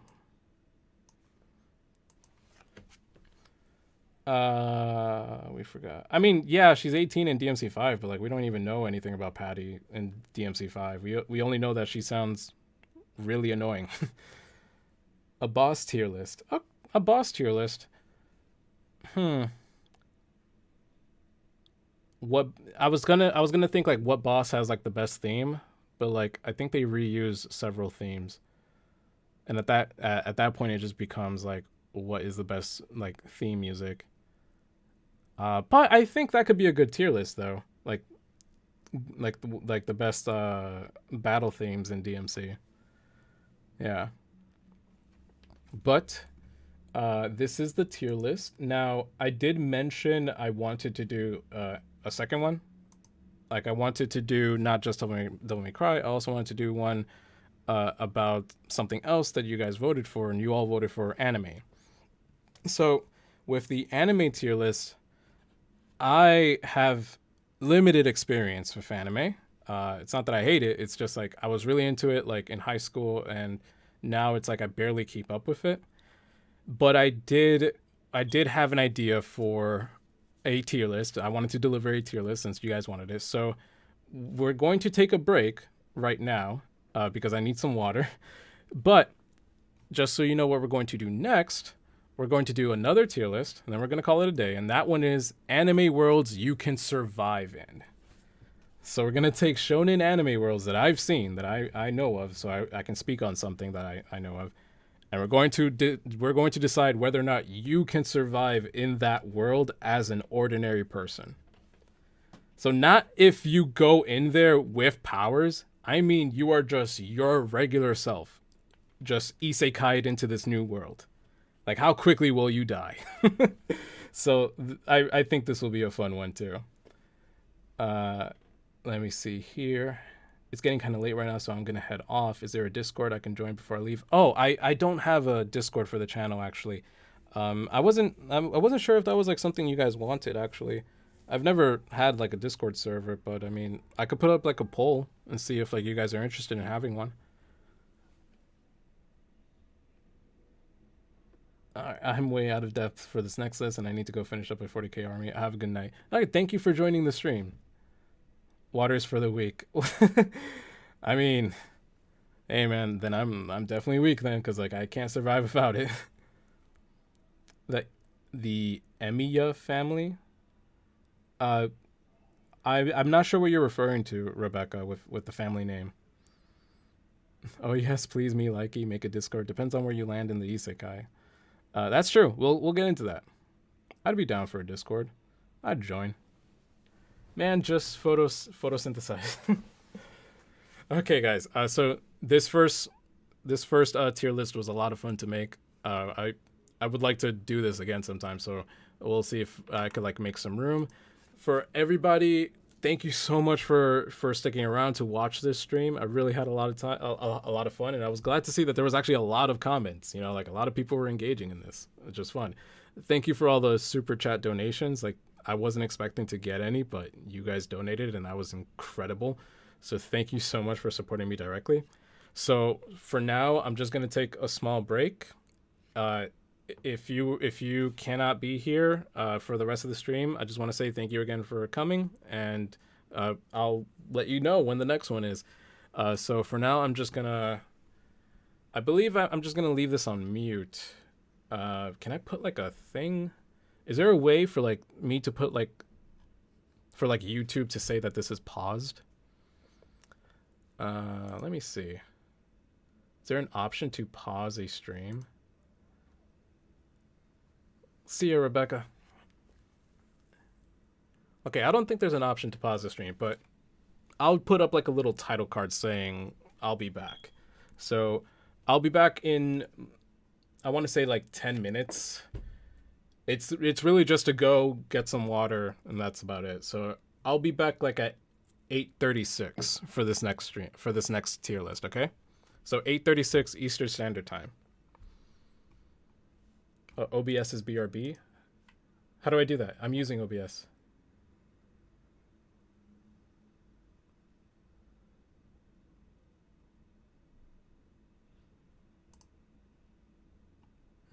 Okay. So I'll just put up a title thing. So I'll be back, guys.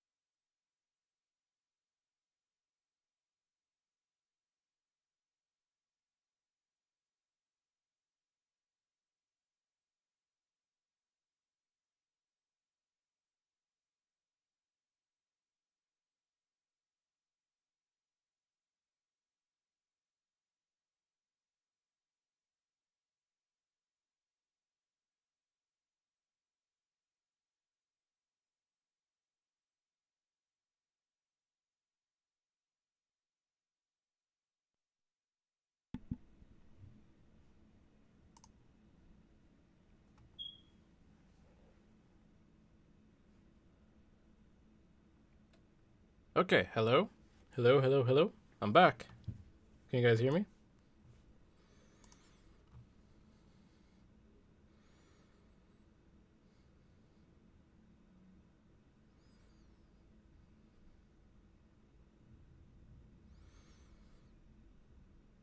Okay.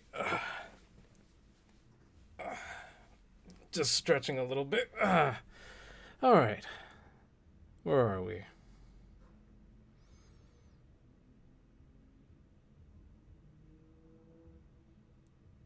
Yep.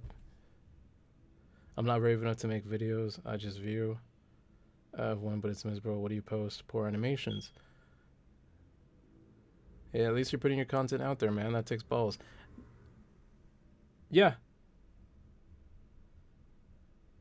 Okay. I read through everything. Yeah, no, I mean I don't know what your content is, but I also just think that no matter what, you should just put your stuff out there because I was like one of those people that when I first started out, I was like, I have this idea for a YouTube channel, but I don't know if I can do it. And that like I had my idea for my channel for like 3 years before really starting it and learning how long it takes to like grow on YouTube and stuff. So I feel like the sooner you do it, the better. You know, like if you want to like put like your animations out there, man, go for it.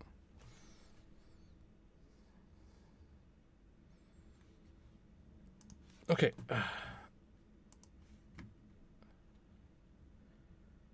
Yeah. Okay, so here we are. Let me just run through everything to see if it's okay here. How's the water? Refreshing. Okay, so let's continue. All right, so we did our Devil May Cry tier list. Now let's do one more tier list to end the night. Anime worlds you can survive in. Now, the premise with this one is that you are being taken into this new world as just regular, ordinary human. So we're going to be ranking like not how quickly. We're going to be ranking whether or not you can like survive in this new anime world as an ordinary person. So you wouldn't have like protagonist armor or anything like that. You know. So let's get into it now. With this tier list, I did say the animes that I've seen, it's very limited. So I have a really small list here, and I don't think I have a lot of like the current stuff. So if something is not on the list, it's because I haven't seen it yet, or I haven't like finished that series or gone through enough of it to truly feel like I understand it. You know what I mean? Do you still follow? Do you still follow the rules of the anime even while being normal? Good question. So yes, that's a good point because some anime worlds you can be an ordinary human, but in that world, maybe ordinary humans with time and effort they can learn whatever it is the bullshit power in that world. So it's like that will apply to you. But if you were in this anime world and you're just an ordinary person with no connection, no familial background that has connection to this whatever the power is, like you're not going to have a connection to that. Like for example, if yeah, for One Punch Man, for example, if you were born there as an ordinary human, you're kind of screwed because everybody there who was a superhero is born a superhero, so that's what I mean by that. You still have whatever is available to you as an ordinary person, and that's it. So based off that, how quickly will you die? All right. Are we allowed to get stronger over time through their power systems? Yes, you can. So I think we can just get into the ranking system because that kind of goes into it. So we thriving. That's the top. That's where your life is actually somehow improved by being here. We have okay, I see you. This is pretty much where it's like there is some benefit to being in this world, even though it's not like it's not like you're thriving. It's not like you suddenly become overpowered. You still see a benefit to being in this world, and you're okay with it. Whether or not you get it or not, that we're not talking about that. The middle one is this an isekai. This is basically like nothing has changed. You know, like my life is still very similar to what my life was in the real world. So you're questioning, is this even an isekai? Like, did I really get sent to a different world? The bottom one, the second to last one is I'm fighting for my life, and that's in reference to the meme. The meme, like I'm fighting for my life right now. Uh, so this is like where, yeah, you can survive, but you have to actually learn how to like fight or whatever. You have to throw hands. You have to push yourself to survive in this world. And then there's dead out the womb. There is little to no chance for survival in this world as an ordinary person. None whatsoever. So those are our category systems. And the list of anime here, I tried to pick out, I think there's 20. So 20 animes that I feel comfortable with. And I just hope this leads to like kind of like a mix of responses where it's like not all of them are in the same tier, hopefully. Okay, yeah. So let's get into it. All right, the first one, JoJo's Bizarre Adventure. Okay, so with JoJo's, right? It's a bizarre adventure, but it's a bizarre adventure for JoJo specifically, right? Like, if you're just an ordinary person, I don't think you're going to see much change unless you live in the town of Morio, like where you can get hit with the arrow that gives you your stand powers. Other than that, I don't think you would see a difference, especially because like within JoJo, a lot of like it is kind of like it's almost like kind of like a destiny type thing where these specific people are always in a cycle of conflict with each other. So it's like unless your name is JoJo, I guess, because they do have a variety of names that spell out JoJo. Unless that's your name, then I don't think you'll see much of a difference if you're thrown in here randomly. You might hear of some crazy events happening, but other than that, you're chilling. That's what I think. Let's see. Dead out the womb. You would be dead out the womb if you encounter like Dio or something. Like there is the potential for that because it's like so specific. Like you would have to be where Dio is or where any of Dio's where any of Dio's goons are. So, and that's just for one part too. So I think this would be, yeah. Is this an isekai? As long as you don't cross a Joestar, you're good. Yeah. So like I think this is a good way of explaining what is this an isekai is like you would have to come across these specific human beings. You know what I mean? Otherwise, the rest of the world is pretty much unchanged. All right, so Sword Art Online. What do you think of that one?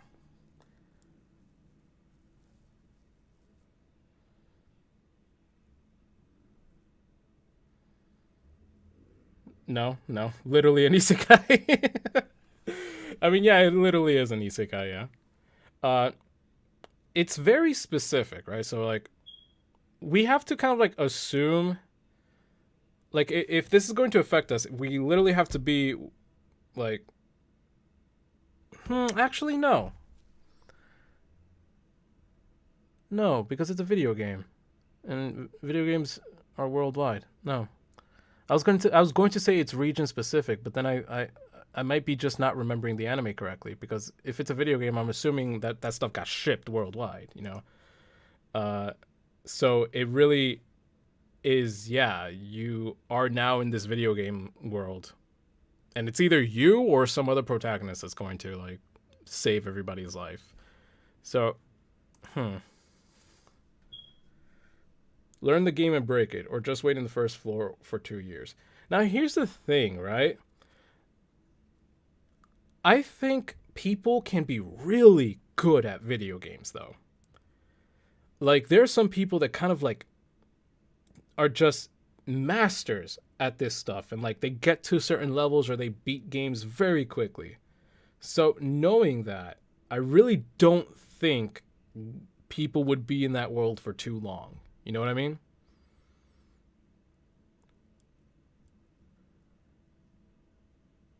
Like I think there'll be somebody who breaks the game, finds a way to do it very quickly. You know what I mean? I don't think there would be like a huge waiting period. The show didn't really show the really good players, yeah.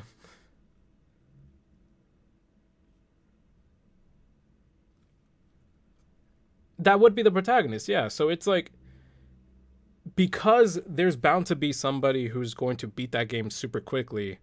If you're not the protagonist, I think you would have to, yeah, you would have to fight for your life, but like you could just like level to a certain point and just stay in that area. You know what I mean?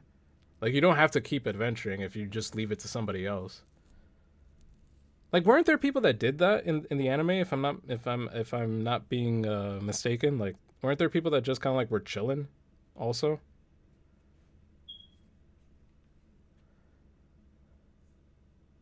I just open up a shop and sell loot. Yeah. Yeah, so it's like I really feel like the very first part people would be struggling, but then you could just like wait it out, and then when somebody like beats the game, everybody's saved, and then you're just back into the ordinary world where technology is so advanced that you can have even better video games than we do now. You know what I mean?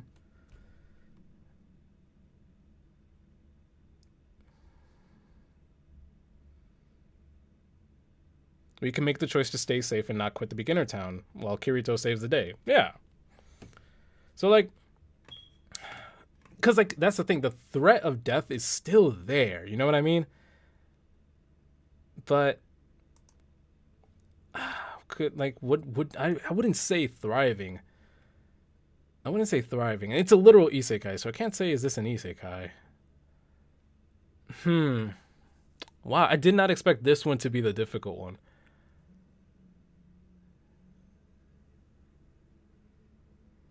Would would we put it in okay I see you where it's like it's not necessarily, I mean there's still the threat of death, but it's like okay, I'm chilling in a really cool virtual world now for a little bit. They didn't look how Kirito cheated. I think that's a good compromise and okay I see you because like you start off at the beginner level, you just wait until somebody Kirito's the whole thing, and then everybody's saved, and now you're just back in the world where again like technology is advanced long enough for you to enjoy video games. Fair point. True. Either way you're fighting for your life because once you get out you have months to years of physical therapy. Also you got to worry about your body is stuck somewhere not at a hospital, and in the American healthcare system you will be riddled with debt. Actually, yeah, no, you're fighting for your life. That's a good point. You're definitely fighting for your life there. You're thriving in the game maybe, but like once you get out of it there are a lot of health complications. Yeah, that makes sense.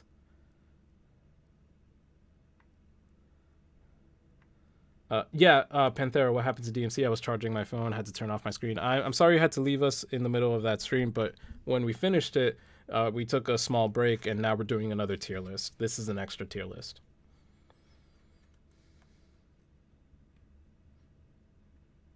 Yeah, like here's the thing: like any of the benefits to this are strictly for in this video game world, and once you're out of it, you have a long road ahead of you. You know what I mean? Like in the video game, you're thriving, but like then we also have to take into account like once you're out of it, like once you're out of that scenario. Yeah. Wow, I did not expect that. That's a good point. But I think one that is super obvious. I don't care how confident you are in yourself. No one will survive Attack on Titan. You're dead out the womb. If you're an ordinary human in Attack on Titan, like it's cool, you know, to like think that you could like be like you could be one of the scouts zooming around, but at the end of the day, you're an ordinary Joe Schmo. You could learn all that stuff, but like you're I don't know, your chances of survival are super slim. That was one of the things I loved about Attack on Titan in the first season. Like they really sold the despair in this world. Like even people who like learn their best to fight these creatures, we know how to kill them.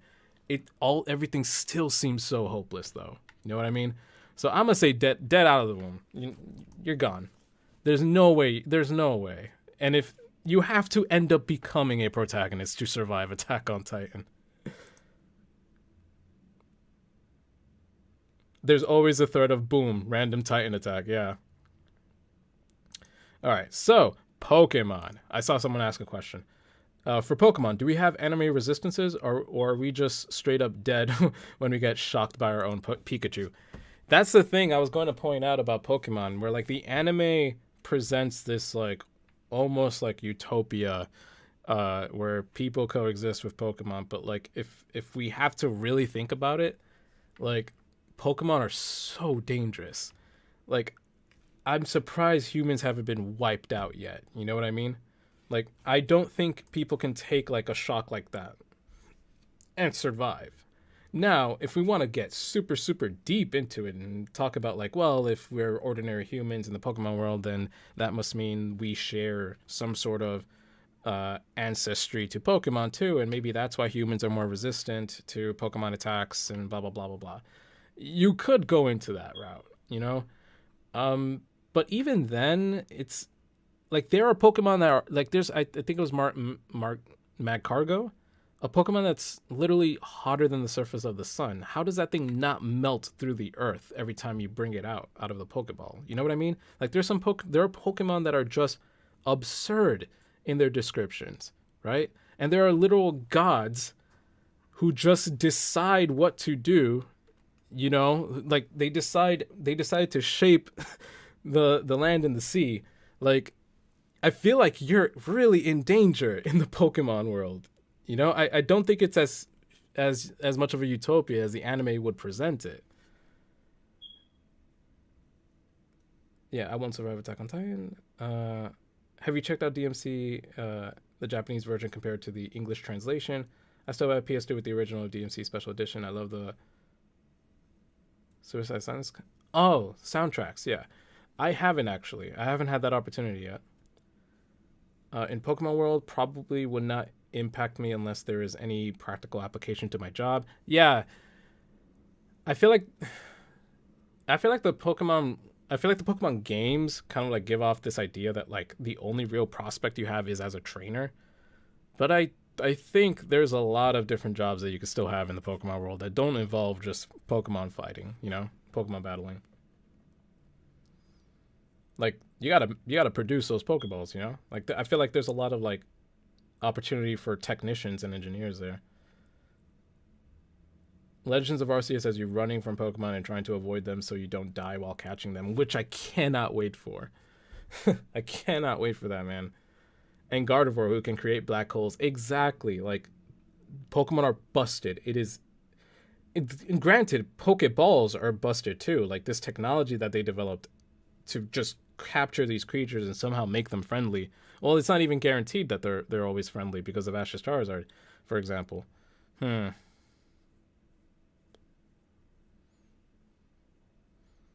a poll for anime resistances? I mean, I think we could just infer that there has to be, I guess.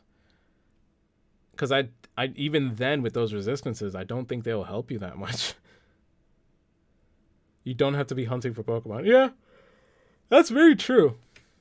You don't technically have to be on a journey. I would die if I was in the world of Berserk. Yeah, I recently got into Berserk. I don't know enough about it. That's why I haven't put it in yet. But I just from what I've seen, that shit is horrifying. I don't think many would survive.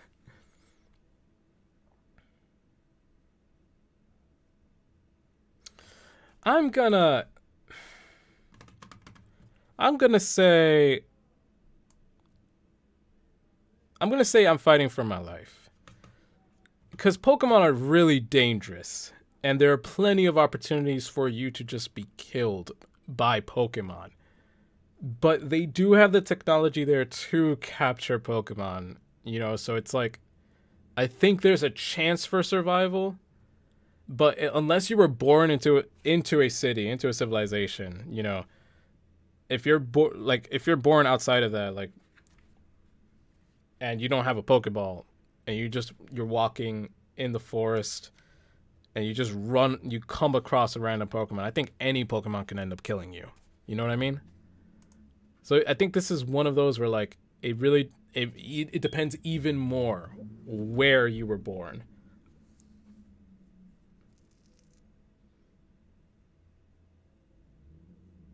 Yeah. Okay, we're gonna go with that. Yeah. So this one I'm gonna need a little bit of a refresher on. But Full Metal Alchemist, right? Don't forget about the ghost Pokemon. Them figures are scary. That's true, and a lot of those ghost Pokemon were once humans. So it's just like I see a lot of suffering in the Pokemon world. Rattata used Hyper Fang. You're super dead. If you know how to train an animal, you should be good. I definitely would be. Hey, yeah, you have a very specialized skill set there. That will really help you. Sorry guys for the yawning. It's getting a little late here. All right, so Full Metal Alchemist. Now, with Full Metal Alchemist, as far as I understand, alchemy is a science in this anime, right? So it's a science that technically any ordinary person can learn and use to their advantage. But I think this ends up becoming again a place where it really depends on who has access to that. So I don't think you would be thriving because of the science, because unless you were born into like born into it, or join the military, or I don't know, anything else, unless you have some sort of connection, you won't be able to take advantage of that science that pretty much governs the world. Like I think like this kind of like factors down to who has access to education, essentially, you know? Otherwise it'd be just a normal life you would probably have. You know what I mean? You're fighting for your life for sure in FMA. That depends. Are we alchemists or just regular people? That's what I'm saying. Like, you could be a regular person and have the opportunity to learn alchemy. That's how I'm viewing it. But then it becomes like who has access to that information, you know?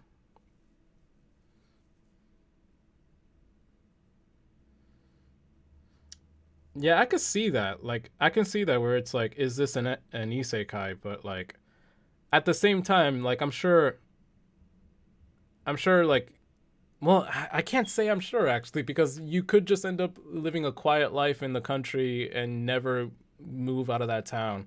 You know what I mean? There, it would be like, is this an isekai? But like, if you're traveling and exploring, you're bound to come across alchemists. You know?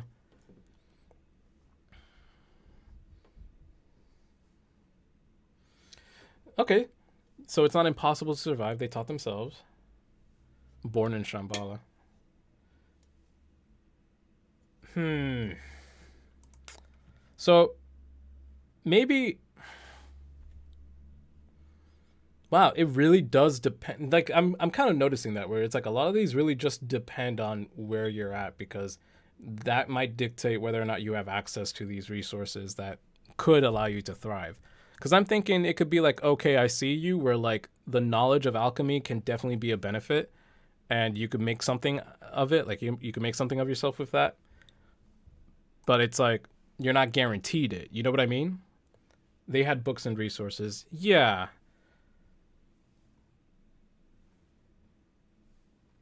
it really depends on where you're born and who you are. That's definitely true. So I think we could put it in okay, I see you, where there's this like added beneficial science to the world, and it's up to you whether or not you want to take advantage of that. Like I think that's a good place to put it. Everybody gangster until they meet Sho Tucker.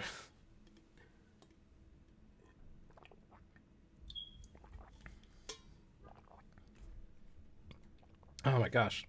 How do streamers do this without their voices getting like cracked? Like I'm not complaining. It's just it's something I'm noticing because I've never done streaming before. Uh, this one depends where you are, and doesn't Lee's place have alchemist type people? So there's several types of powers. That's true. That's true. Like they had like their own power system, right? Yeah. And the last time I saw this anime was in high school, but you're referring to the guy whose body gets taken, right? By greed, I believe. I believe it was greed.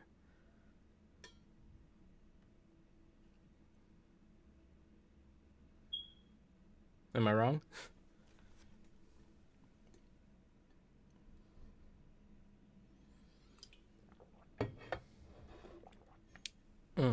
Greed 2.0. Okay, I'm just glad I'm remembering something correctly. Okay. Did I mess up the stream by moving the browser? No. Okay, I didn't. Okay. Yeah, yeah. I know the guy you're talking about. Yeah, like they had like their own version of it. So like different cultures might have different forms of this power system. And I think that just adds more credibility to it being like, okay, this is a new resource that is incredible that you might be able to have take advantage of, depending on like, circumstances. Okay. So next is Hitman Reborn. Now with Hitman Reborn, I can see you going your entire life without ever running into the mafia. You know what I mean? To then, take advantage of these like multiple different powers, you know? Like this is very much a very focused power system, and the rest of the world, I'm assuming the rest of the world is unaware of it because this is like an underground thing, right? Am I remembering things incorrectly? Like I'm pretty sure that was the premise of Reborn.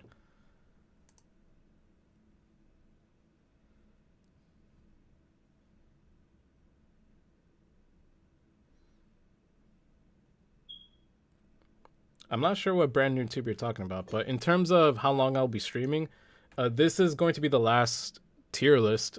So whenever we get done with this one, which could be like in another hour, maybe. But yeah, eventually I'm going to have to get off. Right. So because of what I said with Hitman Reborn, because I think it's very focused to like an underground, because it's a very underground thing. I'm going to put it. Is this an isekai? Because like it really is so circumstantial. Like you have to have some sort of, you have to run into the mafia. You have to somehow have a run in with them to like be exposed to it.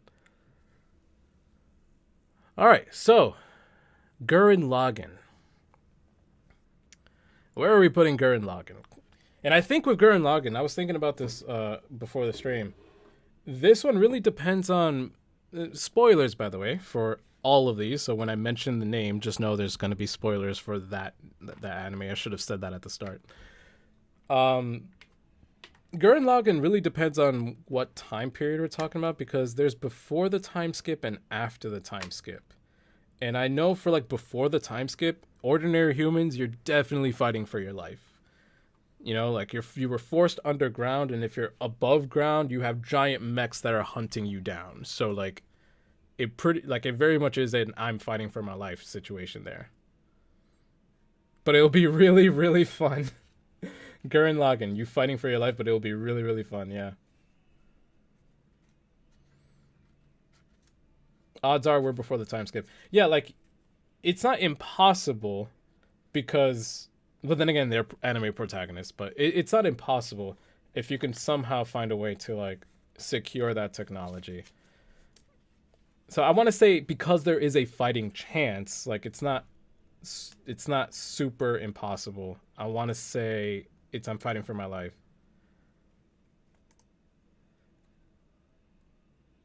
If you're underground, your chances of partnering with Simone and Kamina increases dramatically. And like they like with their team, Dai Gurren, right? Like legends were like made of their exploits, right? So like they if correct me, it's been a while since I've seen it. But like just legends of what they were doing like spread, and that was like motivating other people to like also rise up, right? So it's like because of that, because of the fact that like other parts of the world were also like making that effort to like fight for their lives, you have like a fighting chance then, right? I don't remember that. This was a while ago when I've seen this one. And you can be just as strong if you have willpower. True. Yeah, so I think we got a good spot. I'm fighting for my life here.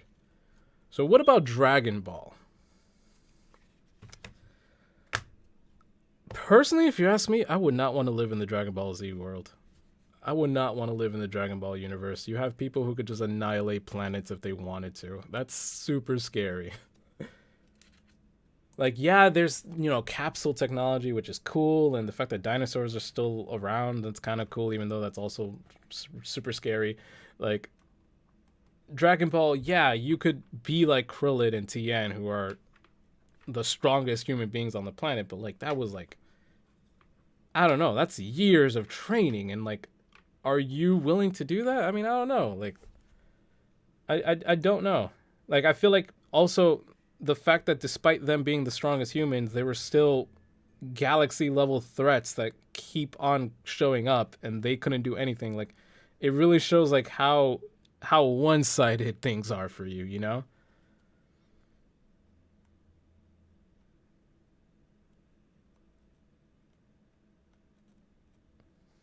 I mean, yeah, you have the opportunity to be brought back by the Dragon Balls, yeah, but then it's like, do you have that connection? You know what I mean? As an ordinary person, like I know the entire adventure of Dragon Ball made getting the Dragon Balls like seem like such a daunting task. You know what I mean? Krillin is the strongest human in the show and still dead like 5 times by now. Yeah. So like I don't think you have a good chance of survival in the Dragon Ball Z universe, even if you train yourself. You know what I mean? I'm just gonna sleep through it. Like, I mean, yeah, you'll sleep through it and it'll be a painless death. Like literally imagine like Kid Buu, no, Super Buu. Super Buu like committed genocide in a second on humans, just the entire human race. Oh no, even yeah, Kid Buu blew up the planet too, and things were just getting stronger and stronger and stronger. Like I'd be afraid.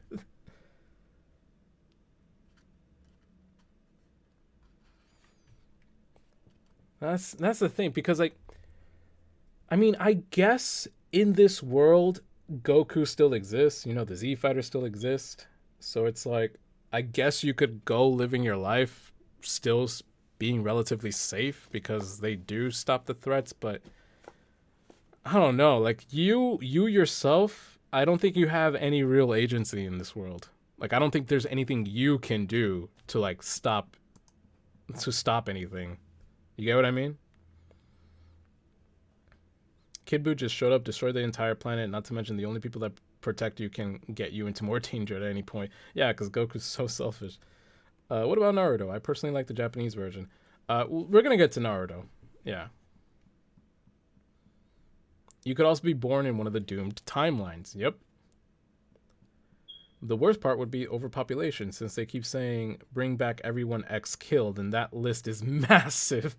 Yeah, I don't know. I feel like you just don't have any agency in this world to like stop your death. I think you're kind of screwed.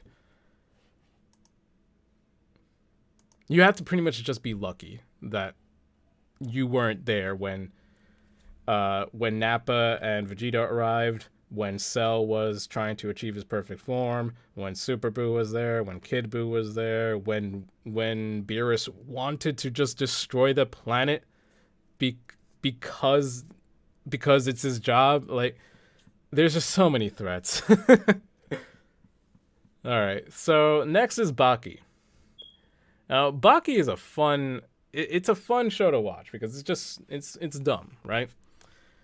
And it's scary that everyone in Baki is this super strong human being, right? They can fight entire armies and stuff like that. They are human, so it's like you have the potential to reach that point, right? But will you? And do you need to at the same time? Because like it seems like everybody else in the Baki world is just kind of like vibing. They're just going about living the rest of their normal life. It's just that these super powered humans exist also. You know what I mean? You need a therapist because you'd recognize when you're about to die based when the cell games happen, and you'd be having panic attacks. You know what? That's a very good point. Like when they're brought back to life in Dragon Ball Z, do they retain their memory, like of the experience? I can imagine that being super traumatic. I don't think you have to fight in Baki. That's the thing. I don't think you need to fight either. Like at the very least, like yes, these human beings are ridiculous. Like I think if I'm remembering correctly, Baki's dad is like so strong that the United States decided to sign a treaty with him just not to fuck with him. Like yeah, there are strong people, but at the very least they're not galactic level threats like in DBZ. So I really think you could just literally be living your ordinary life despite the fact that these people exist. Yeah, they're just really, really strong guys around now. So I'd say, is this an isekai? And if you get motivated by those strong guys, then they are living proof that you can probably reach that point too. But otherwise, if it's not in your interest, if it's not your goal, then is this an isekai? Yeah.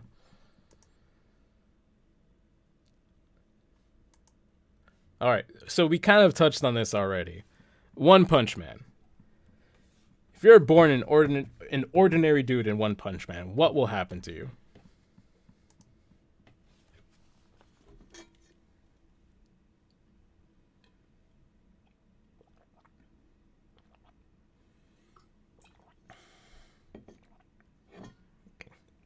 Honestly, I feel like watching them fight might be fun.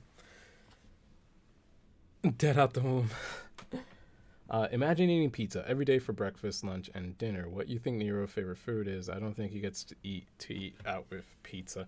I don't think Nero is as much of a pizza fiend as Dante, especially because Kyrie cooks a lot, so he probably eats at home the majority of the time, whereas Dante, who probably doesn't know how to cook, just buys pizza. That's it. Uh, Dead out the womb. How many cities are destroyed in an instant? Dead out the womb. Yeah, that's what I'm thinking too. Because if you're born an ordinary human, you're just at the whims of these heroes and villains.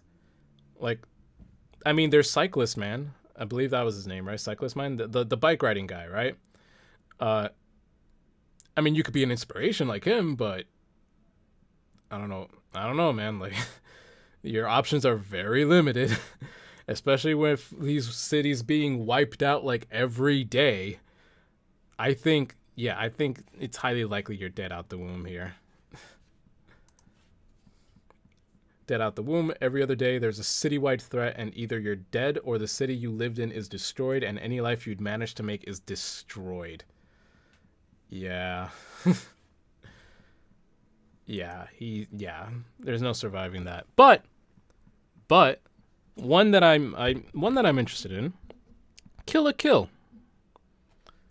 What do we think about Kill a Kill?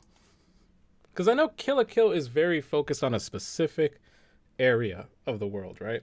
Or at least it is for the most part. And I also know that their power system is kind of like determined on clothing, right? Alien clothing. So what I'm thinking is if you find a way to have access to that clothing, then you're lit. You know, like you got the drip and it gives you superpowers. You know what I mean? So it's like it seems like an added thing that anyone can have. Now the question is, will you have access to it? I don't know, honestly. I mean, if you go to their school, maybe you could rise through the ranks or something to like have access to that uniform. But as far as I know, it comes down to something that is accessible for people, you know? Kill a Kill, you can find Ryuko. You can find Ryuko and Mako and you'd be safe. Yeah. I mean, you could definitely try to find them, yeah. Depends on if you get the clothes and do you even want to be involved in the fight in the first place. I mean, yeah, like I feel like it very much comes down to what you want to do, but I think when it comes down to that, that's a sign of whether or not you will survive because it shows there's agency in this. You know what I mean? Like you can do something about your life as opposed to just being at the whims of a lot of like super powerful things that will just kill you by looking at you. There's this really neat Wattpad. It's about an overpowered protagonist in Kill la Kill. It's called The Innocent Bystander, and it's amazing. Nice. Wattpad is like fan fiction stuff. Is that what that is? No, not really, because a higher tier uniform will still trash you, and and their life fiber and they life fiber. So when Ryuko does the evil villain thing, wait, hold on. No, not really, because a higher tier uniform will still trash you, and they're life fibers. So when Ryuko does the evil villain thing, your clothes turn on you. Yeah. I mean, fair point. That's a fair point, but I feel like also that is just something that like that's the risk that you run. You know what I mean? That you as the person run. I'm like,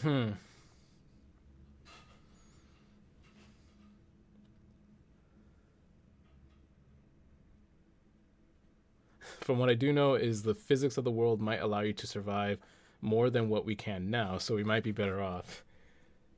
Like with like the animation and like how it's a little cartoony at times. To be honest, I'm fine with it if I get to hang out with Mako and Ryuko. Yeah, hey, that's a plus. I don't think your life would actively benefit from this. But will it like harm you? I guess it will harm you if you're involved. You know, if you are involving yourself in this whole system, this whole hierarchy, then yeah, I feel like that is the risk that you run. So maybe, because I don't want to say is this an isekai?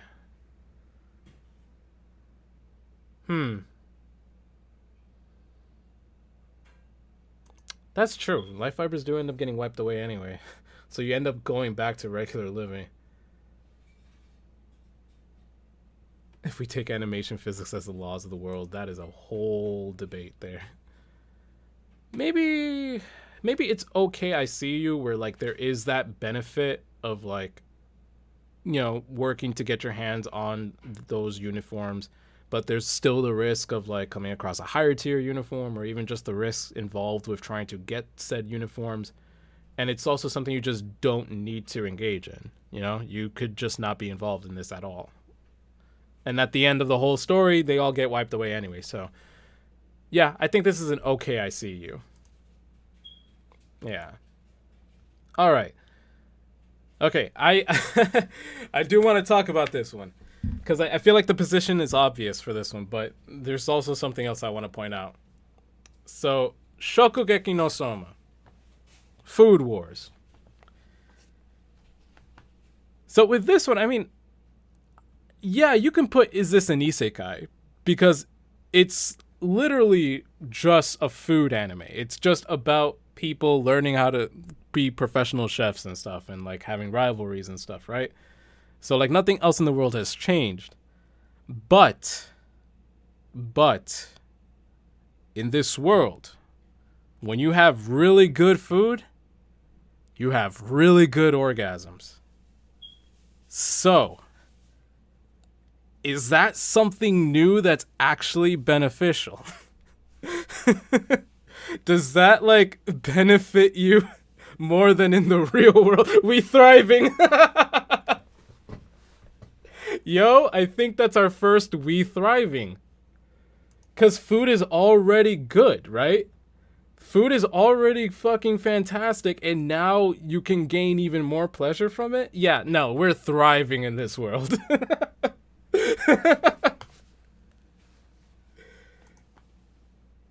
I mean, like, either way, people have to eat, right? So, either way, you gotta... Yeah, I think it's just a win-win here for everyone. We thriving in this world.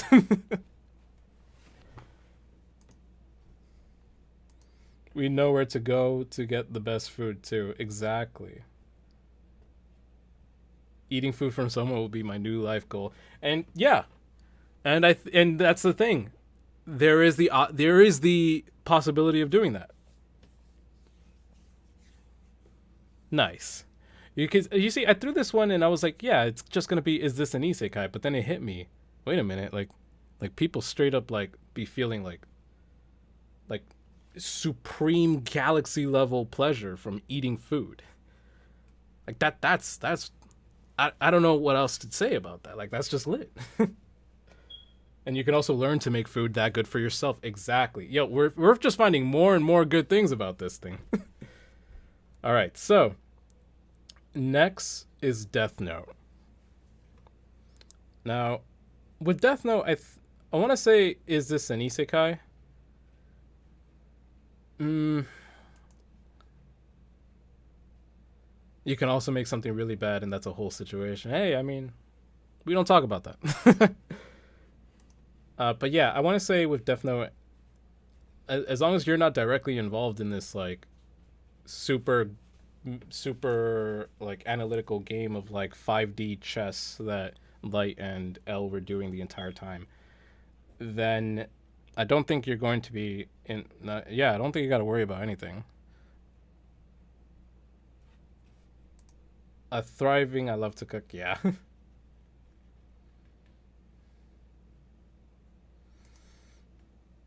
Yeah, I want to say that because like I feel like if you're just an ordinary person, unless you like commit a shit ton of murders that get you like on Light's radar, then I don't think you'll go with your life being like changed by this. You know what I mean?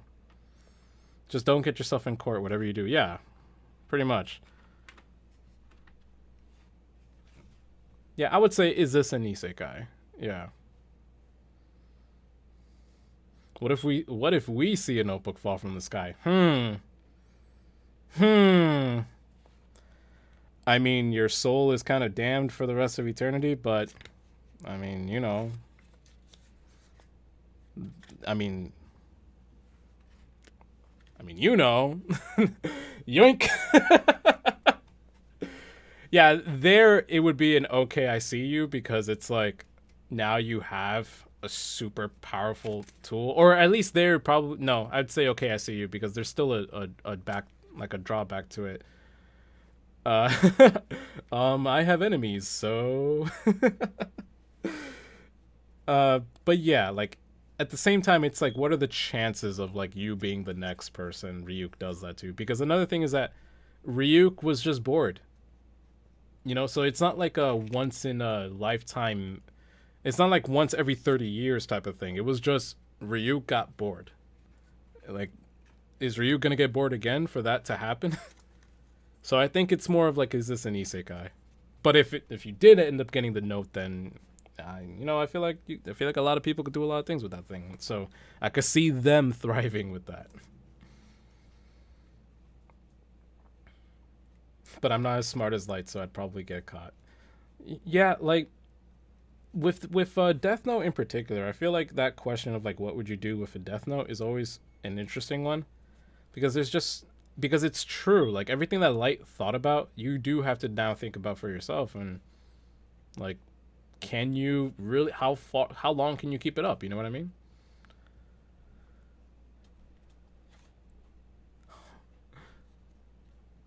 I get the Notebook, goodbye United States. I don't know about that one. Prince Ka. Fun fact: it's canon that Donald Trump has the Notebook now. I don't know about that one, but I would be very scared if he did have that. Okay. So with this next one, I'm kind of cheating because it's not like a Japanese anime, but it's a Western animation. But anime in Japan, it's used to mean just animation, right? So I figure maybe we could just include this. So Castlevania, the Netflix Castlevania. Where do we put that? All right, let me look at the chat real quick. Can we get a reverse of this? Can we get a reverse of this anime character? The powers are teleported into our world. Oh, that's an interesting tier list. Like, what would happen if like these people with these powers come to our world? That's an interesting list. But would you have L coming after you because he's the only one smart enough to put all the pieces together? Yeah. All right, let's see. Fighting for life, easy, dead out the womb, controversy. unless you ain't in Wallachia, dead, and somewhere else. We fight for our lives. So with Castlevania, right? we have to take into consideration who are the people fighting in Castlevania. Because, there's Sypha, who is a speaker magician. She had access to this, like, special knowledge and training. She was born into it. So she kind of got lucky there that she had access to those, to that. And same with Trevor. Like, Trevor is a Belmont. People who have spent generations studying, learning how to fight these creatures and training, right? Like it's not to say that they have not gone through hardships, but they definitely were lucky to have been born with access to those resources. The common person doesn't, right? So then I have to consider, like, how grand of a task it is for us to survive as an ordinary person in the Castlevania world there if we don't have any of these connections.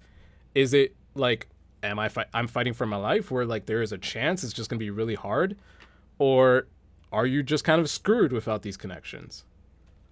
I feel like that's where I go to when thinking about this one. For the most of these guys would live a normal life because the world is mostly normal aside from them. All you have to do is stop Dracula's wife murder, and then the world is saved. Yeah. Never mind. Change my mind. I want to live with the speakers. So many stories. I would be so happy. I'd rather live in Dragon Ball than Castlevania. Oh my god. Unless we get training, most of us are very much just waiting for a monster to kill us, or evil cultist, or corrupt priest. It honestly feels like luck. Yeah. Like, the Castlevania world is definitely more gruesome than the Dragon Ball world, so I can see why you would say that you would rather live there. And living with the speakers would be kind of fun. And also the intense mental training to be a speaker too, because like you memorize everything. Like, you don't write down your knowledge. Wait, we could become a vampire though. I mean, if a vampire takes interest in you, yeah, maybe you could like form a pact. I feel like that's one way to survive. Yeah. As for like the ordinary person, I really feel like it's super hard. Like, granted in season 4, like, you do see ordinary people, or not even in season 4, in season 1, if you can organize people to fight back, they just need the knowledge. And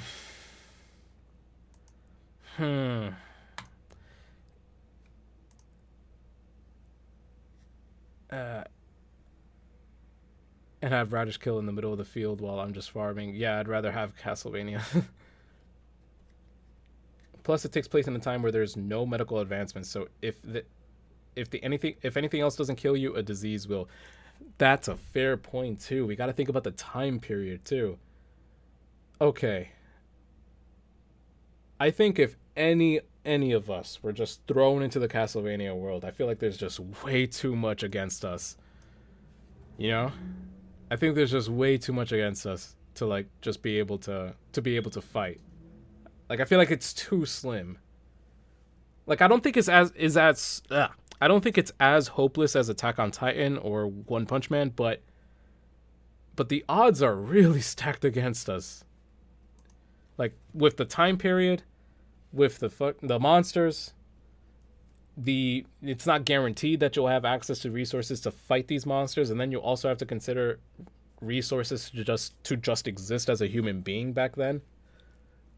Yeah.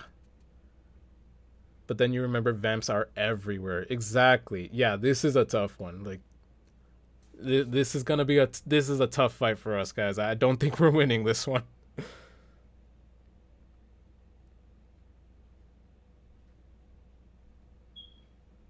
It would be really detrimental. It would be super detrimental for us who have like, we're accustomed to this world, and then we're thrown into that time period, and then you add monsters on top of that. Yeah, I think we're good with leaving it here. All right, what's next? Assassination Classroom. I love Assassination Classroom. That was a good anime, but I don't think our lives would be changed unless we are part of this high school. Because I mean, the most I think we would know is that we see like the moon got pretty much like destroyed, or like half, like a portion of it, not all of it. Uh, but if you are like in Koro Sensei's class, you're thriving because that is the best teacher to ever exist. Like Koro Sensei, man, rest. Oh man, I love that guy. I love him. But for the most part, I think it would be, is this an isekai? Because there's really no other impact.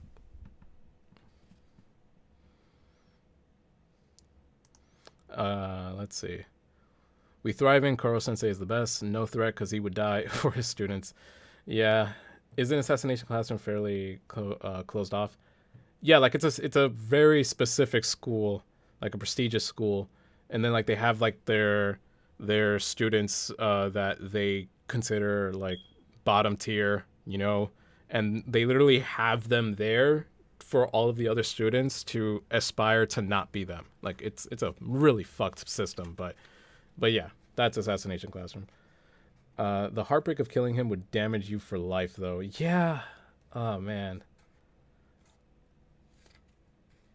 I think you're right. It all comes down to Izakaya. If Izakai, we can beat him. If not, then probably not. Like, yeah, I think we're just leaving it here. Okay, so Bleach. I love Bleach.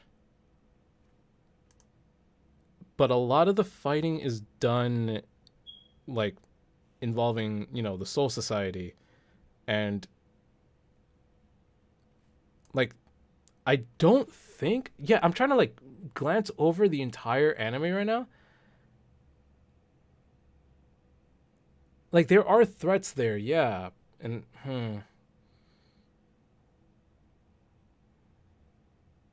Actually, hold on. I need to think about this even further, because like I'm thinking like a lot of the stuff that happens in Bleach happens in the Soul Society. So if you're just going to be a regular person, then I'm assuming you're just going to be a regular person in the real world as opposed to in the Soul Society, as opposed to the afterlife, right? Uh, yeah. Let's see. Bleach is a weird one, since being spiritually insensitive is still a death sentence, and being sensitive means hollows and the Soul Reapers. I'd rather be a Quincy and then do no work at the clinic.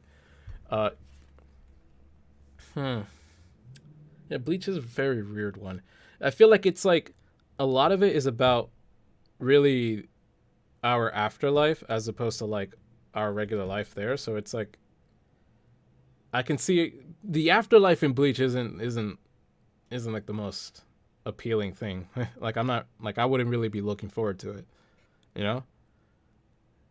So but is the afterlife what we want to consider with this ranking though? You'd be highly confused when you see people just flying in the air. Yep, that's very true. Can we become Soul Reapers? Well, that's the thing. With this list, you're being thrown into this world as an ordinary human, and whatever that means in that world to be an ordinary human. So you wouldn't even, unless you have like a moment like Rukia and Ichigo did, you wouldn't really even be a Soul Reaper.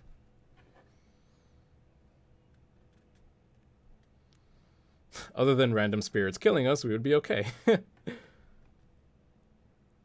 Normal people can't see Soul Reapers. Burn the Witch also takes place in the Sam's world. What? So we gotta deal with dragons. Oh, in the same world. So we gotta deal with dragons as well. Huh. Which girl in Bleach?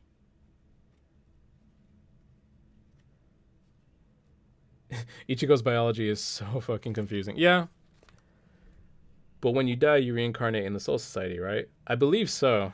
I believe that's how it worked. So do we want to consider that? Like will we be fighting for our lives in the Soul Society as well? But you're already dead, so does that matter?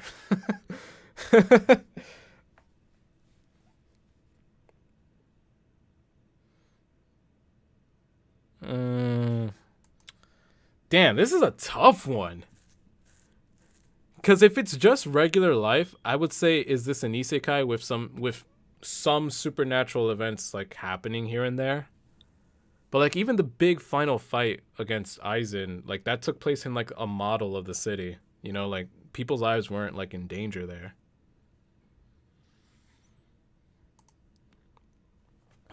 I'd be glad to know where I would go after death, at the very least compared to our reality. But would we know?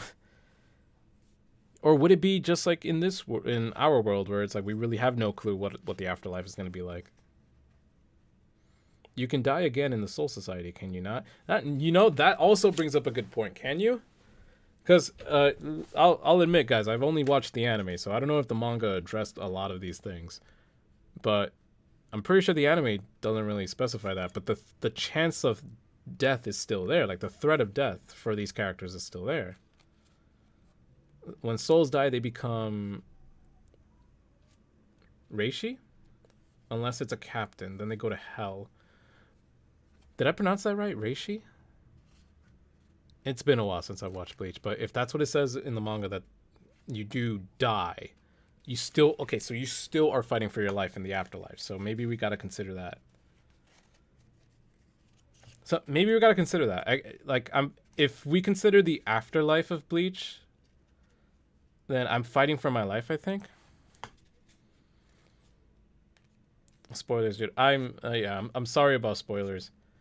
Like I said earlier in the stream that when I say the name of the anime we're going to be talking about, like that's like an expected spoiler warning as well. You probably weren't here when I said that, so I apologize about that. But it's kind of impossible to make this tier list without some spoilers, you know? Yeah, so I think that's what we can do here. If we include the afterlife, then I think we're fighting for our lives. Period. I'm fighting for my life in real life. Okay, I'm fighting for my life in real life as it is. LOL. Okay, yeah. So we'll put it here definitely then. Because if life is continuing as it is, then yeah, we're fighting for our lives. Okay. It's like I'd say it's like closer to isekai because you can live your entire life without being aware of these things. But I'm fighting for my life if we include the Soul Society. You may live a normal life while you're alive, but eventually you're gonna die, and eventually you're gonna have to deal with that, and like what it means to be dead in the Soul Society and all that stuff. Where I think you're in more danger as a spirit, right? Like hollows are more attracted to you, right?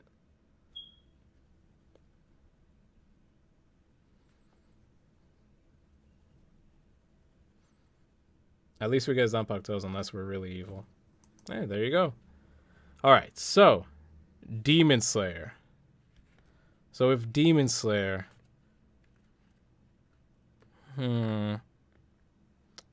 I think with Demon Slayer we also have to take into account the time period, right? Because I think, yeah, we have to take into account the time period, I think, because it's just ordinary Japan, but demons live and people can go their entire lives without even recognizing demons, right? Because there are demons that live in like cities in Japan, and they're just a part of the society. So it's like it really comes down to whether or not you will survive the time period, knowing there's that added threat of demons. So same thing with Castlevania. Yeah, I think this is another thing with Castlevania, where it's like, will you survive this time period? You coming from the future, being thrown into this time period, and then added onto it are demons.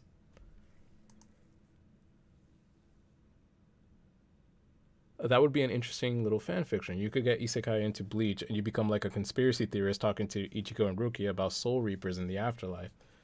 Huh. That would make for an interesting like dynamic. Like how would Ichigo and Rukia react to that? Like, do they try to keep up the illusion? That's interesting. Fighting for our lives. Yeah. Like it's definitely possible to fight for your life, but it's like is it really daunting? You know what I mean? Like it's so daunting that like you would have to become like a new protagonist to really survive it. That's like the difference between I'm fighting for my life and Dead Out the Womb, in my opinion. You know what I mean?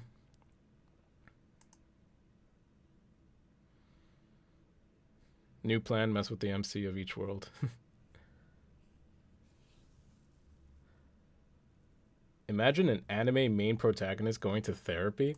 Oh my god, the amount of issues that would be solved, that would be resolved. Oh, interesting point. Are the demons only in Japan?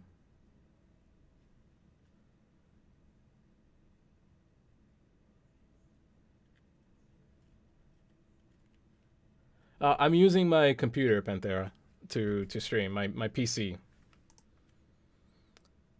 So if the demons are only in Japan, then I think it's I'm fighting for my life. Like there's more of a chance, unless you're thrown into Japan. But yeah, okay. Then I think I'm fighting for my life is an appropriate place to put it. Even the strongest demon hunters end up dying. I'd highly doubt all demons are just in Japan. That's true. But like, there's also the possibility of not every demon wanting to kill you, right? Because we did meet like kind demons, right? Hmm. Yeah, I guess we could assume that we're throwing where the plot is. So is it dead out the womb or is there a fighting chance?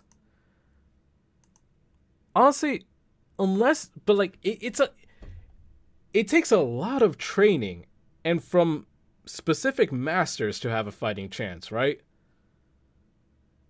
So like, will you have access to that as an ordinary person?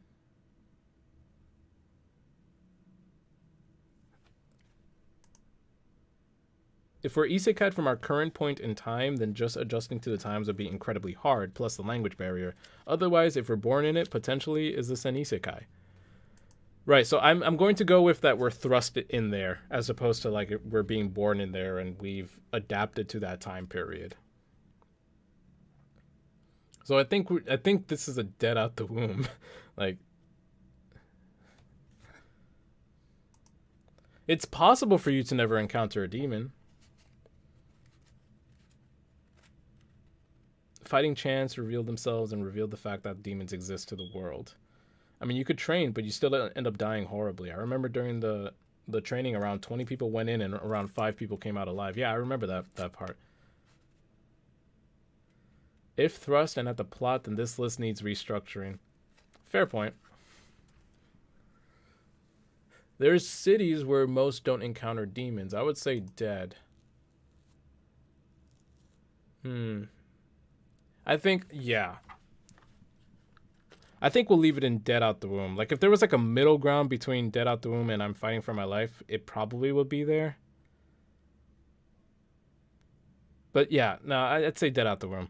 Like, to understand like the training that they went, and to then learn that that training, not a lot of people survived, and even after surviving all that training, there's still the chance that you get like destroyed. I think it's just a lot. I think it'd be a lot for any one of us. All right, so Naruto. We need a new tier. We chillin' tier. All right, so with Naruto, right? So if this one gets a little interesting, right? Cuz I'm saying, you know, we're thrown in there and we're ordinary people, right? But like we still follow the laws of ordinary people there, right? So like we're an ordinary human in the Naruto world. So and in the Naruto world, everyone has access to chakra, right? Like everyone has access to that. Everyone can learn the eight gates. You know, people can train that. The only thing we don't have is like, you know, bloodlines. You know, we can't have the Sharingan. You know, we can't have the super overpowered main character stuff. But we can learn the basics.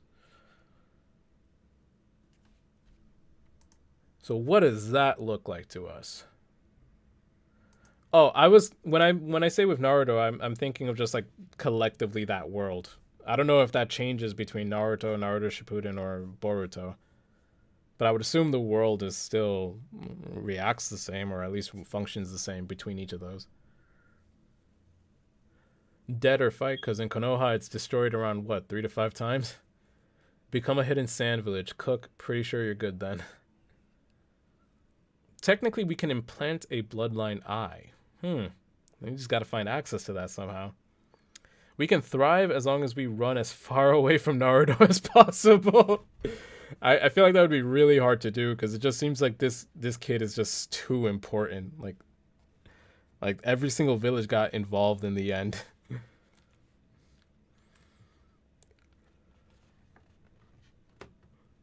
We can develop the main character stuff through ninjutsu. That changes the threats we face. Fighting for my life, I'd say. Everybody is born with chakra, so we have the potential to become a ninja. If you have the willpower and mindset, you are fine. I think it would be a fight. I think it would be a fight because it seems like cool. These are new powers that I have access to that I could train. But let's think about the context here. Like, where are you going to use those powers, right? If you decide to be a ninja, you're going to be sent on missions. And what was Naruto's first mission ever? Like, first mission ever, he ends up fighting one of the most deadliest swordsmen in that entire area, right? So it's like, to have access to that training, you are putting yourself at risk to some horrific stuff, right? Because ninjas can end up becoming super strong, right? So I'd say it's an I'm fighting for my life. And that is, but then again, no, I'm fighting for my life because even if you decide to become a ninja, you're going to go through all that stuff. But even if you decide to be an ordinary person, like as people have said, like the village gets attacked, the village gets destroyed, right? Like destruction like that is possible in that world. So I'd say I'm fighting for my life, yeah.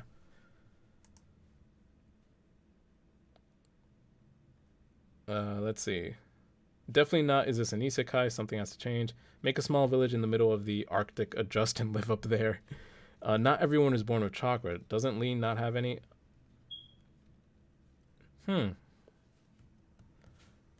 but wasn't it that Lee just? Wasn't it that Lee can't have access to his chakra or something like that, or like he just wasn't good at it, or was it like because like I thought Lee was like a special case.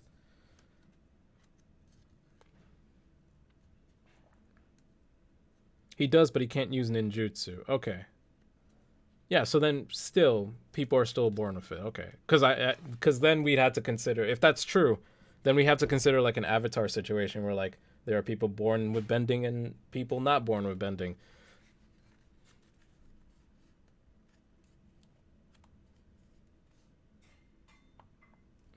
No worries, man. I think we got it with this one because it's like, yes, this is a resource that every human being has in this world and it can do a lot of cool things, but it's also super dangerous. And there are some people that are just born objectively with stronger things than you. All right, so One Piece. Now, with One Piece, we have to kind of play by the same rules because as far as I know, Zoro is a regular person, right? Like Zoro and Sanji, they're human beings, right? They don't have any devil fruit powers, right? Like I've watched all the way up until the start of Dressrosa, and that entire time, I'm pretty sure they never mentioned Zoro or Sanji being like unique from human beings, right? So you can train to be at that point, right? One Piece, you can train. Shanks became one of the strongest people in the world with one arm and a normal sword, which is crazy to me. It's also one of the most badass scenes in anime. Most One Piece characters are exceptions, right? Right, but the reason why I bring them up is because I'm using them as like an example of like what's available to humans. I understand you have to be super determined to do that though, but that would mean still you have like a fighting chance, right? You see, would you be able to thrive? Because I'm also thinking about the world, right? And it seems like pirates and the world government, have like a lot of say on just what happens, right? Like they have like pirates like be raiding stuff. World government is corrupt as hell. Like I don't know. I don't know honestly. Because I also think One Piece has one of the most beautiful worlds too. Like they just have so many imaginative and well realized like cities and locations. It's just it would be beautiful to live there, right? But I'm also thinking like would you be able to survive it? Because like there are pirates and there's also the world government that really doesn't really care that much. Uh, you know what I mean? You could be born in a messed up area like Alabasta, or if you get caught as a pirate, you get tossed and impelled down. Right.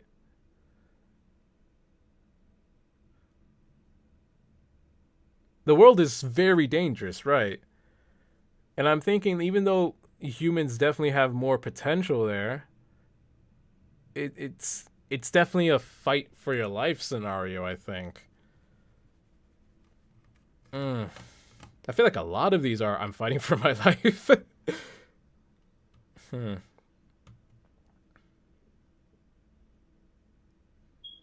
The safest bet is becoming a marine. Yeah, you're just part of like the biggest pirate crew ever, and the most legal pirate crew. Yeah, yeah. I'd say I'm fighting for my life because like you're super vulnerable unless you do something about it. But it'd be fun, It'd be fun to explore all those worlds. You just actually have to put more effort into surviving there. If you get a devil fruit power, though, lit. And that's another thing. How how common are the devil fruits? Like I don't know if this was already addressed. Was it already addressed? Like, or did like every single devil fruit that could be used already like has been discovered and eaten, or is there more? Because like I'm wondering if it's a scenario where like pretty much every fruit has been discovered already and claimed, then you're kind of out of luck, right? Or is there more that can be discovered? Like I said, I only went all the way. I only went up to the start of Dressrosa, so like that's still pretty behind.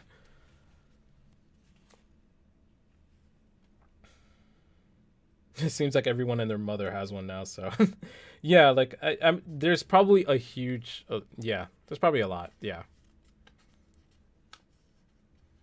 they should have added a devil fruit to DMC. I don't think they need it. You can still learn hockey.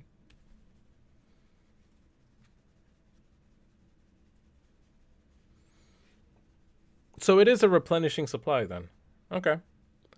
Yeah, I'd say it's definitely an I'm fighting for my life, but it's a beautiful world. It's a beautiful world to fight in my opinion. All right, so one of my favorites, if not my favorite, I'd say my favorite, Yu Yu Hakusho. So Yu Yu Hakusho, normal person, right? Um,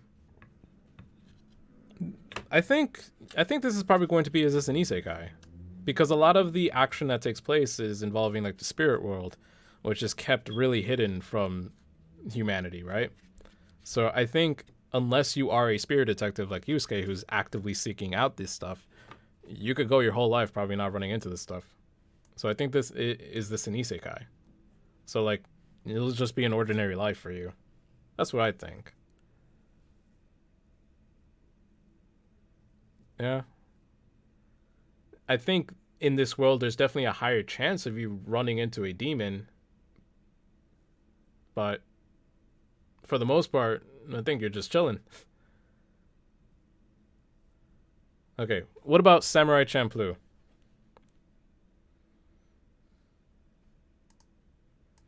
But I think this is the one scenario where you could actually seek out the powers there and benefit a whole bunch, not just in like power department, but in just like life experience department. Oh, you mean with like One Piece? Yeah, like if you're talking about One Piece, yeah, it is a scenario where you can seek out this thing, right? But I think like I think like in One Piece you kind of have to seek out that power to truly survive in that world, you know? Both One Piece and Yu Yu Hakusho. Real Actually, now that you bring it up with Yu Yu Hakusho, cuz Genkai was like in tune with her spirit energy, right? Like Genkai was a master at that, and she wasn't a spirit detective, right?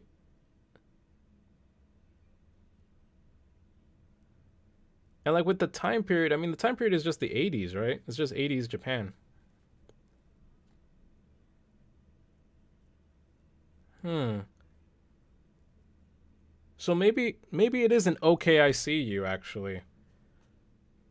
Because there is that training, there is that benefit that you can seek out, right? As you pointed it out, there is the benefit of like learning how to harness spirit energy, you know, as a resource. So I can put that in an okay I see you then, where it's like there is this new technique that, yeah, it's going to be quite hard and difficult to find and master, but it's there for you, you know. For Samurai Champloo, it would be a time period thing, because there isn't anything else to it. It's just a time period thing. So like, you would definitely be fighting for your life if you're thrown into this other time period. Damn, we need to find more. Well, I need to watch more animes and see, because like I feel like like you can see a pattern here. Like I feel like a lot of these like fit into certain areas. So I think I need to expand my anime repertoire to make this a more interesting list. Doesn't everything just revolve around the main characters? Yeah, but I think it's just like, regardless, you're being sent back into time for Samurai Champloo, right? So it's like you going back to time where you don't have like all of like the basic life resources that we take for granted now. You know what I mean? So that's why I'm saying that in and of itself will make it an I'm fighting for my life here.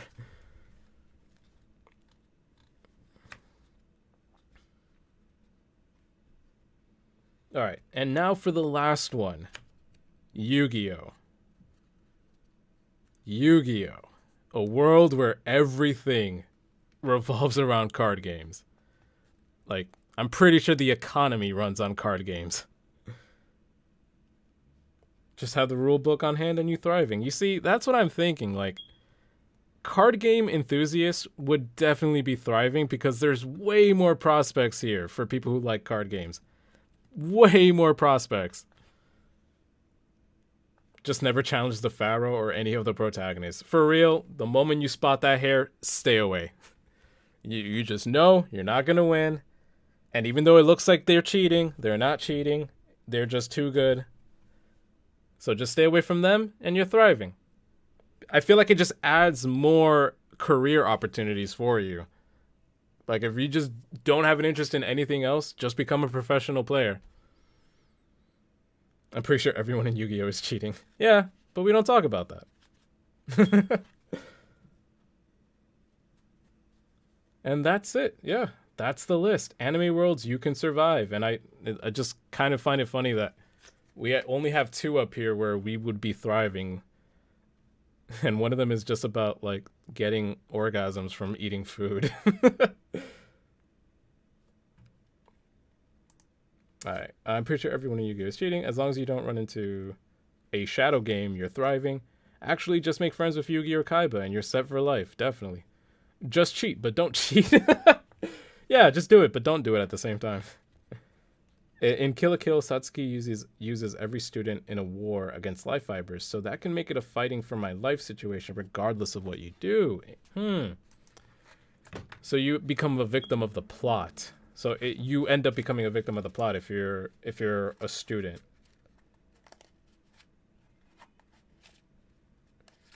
Yeah, I feel like that would be very specific. Yeah, I feel like it would be specific to people who fit into that demographic. Now, which of the thrivings would be better to live in? Now, that's a good question. Um,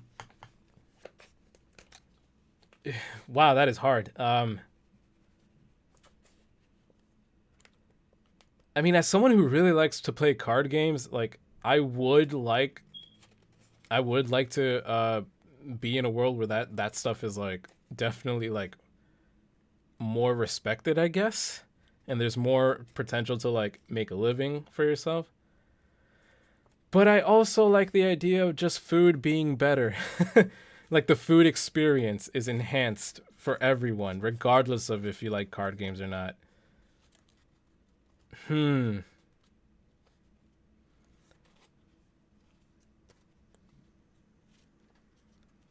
It's like the person. Hmm. If the bite into a sandwich and nut, there's no going back. Man, okay. It's like what's the best way to put it? Like the I don't know why this word is coming up. I was about to say the humanitarian in me, as if this is like a humanitarian thing. But like the person who wants to see the person inside of me who wants to see everybody thrive, I would say Food Wars. But the selfish person in me would say Yu-Gi-Oh because I really like card games. Yeah, I would say that would be my best answer for that. It's a coin flip on the world. Cards are great. Cards are great. Food is great. For me, it will come down to the characters. Who do I want to hang with? Fair point. Oh, which world is one you'd want to live in if you're a main protagonist?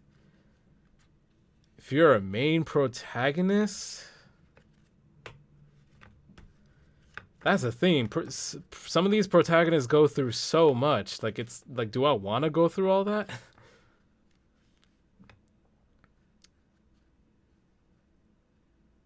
I mean, I guess I'd want to be a protagonist in Yu-Gi-Oh. I guess because they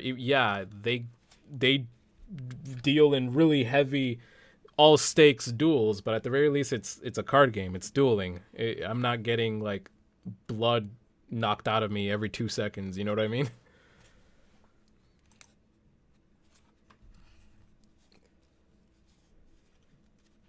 Oh, I would love to be Ash actually, because like I feel like there's so many things you can do in the Pokemon world if you're a Pokemon trainer. Like it's the same thing with Yu-Gi-Oh actually. So actually no, yeah, it's the same thing with Yu-Gi-Oh because I'm thinking of like ways that you can use your protagonist skills better for yourself.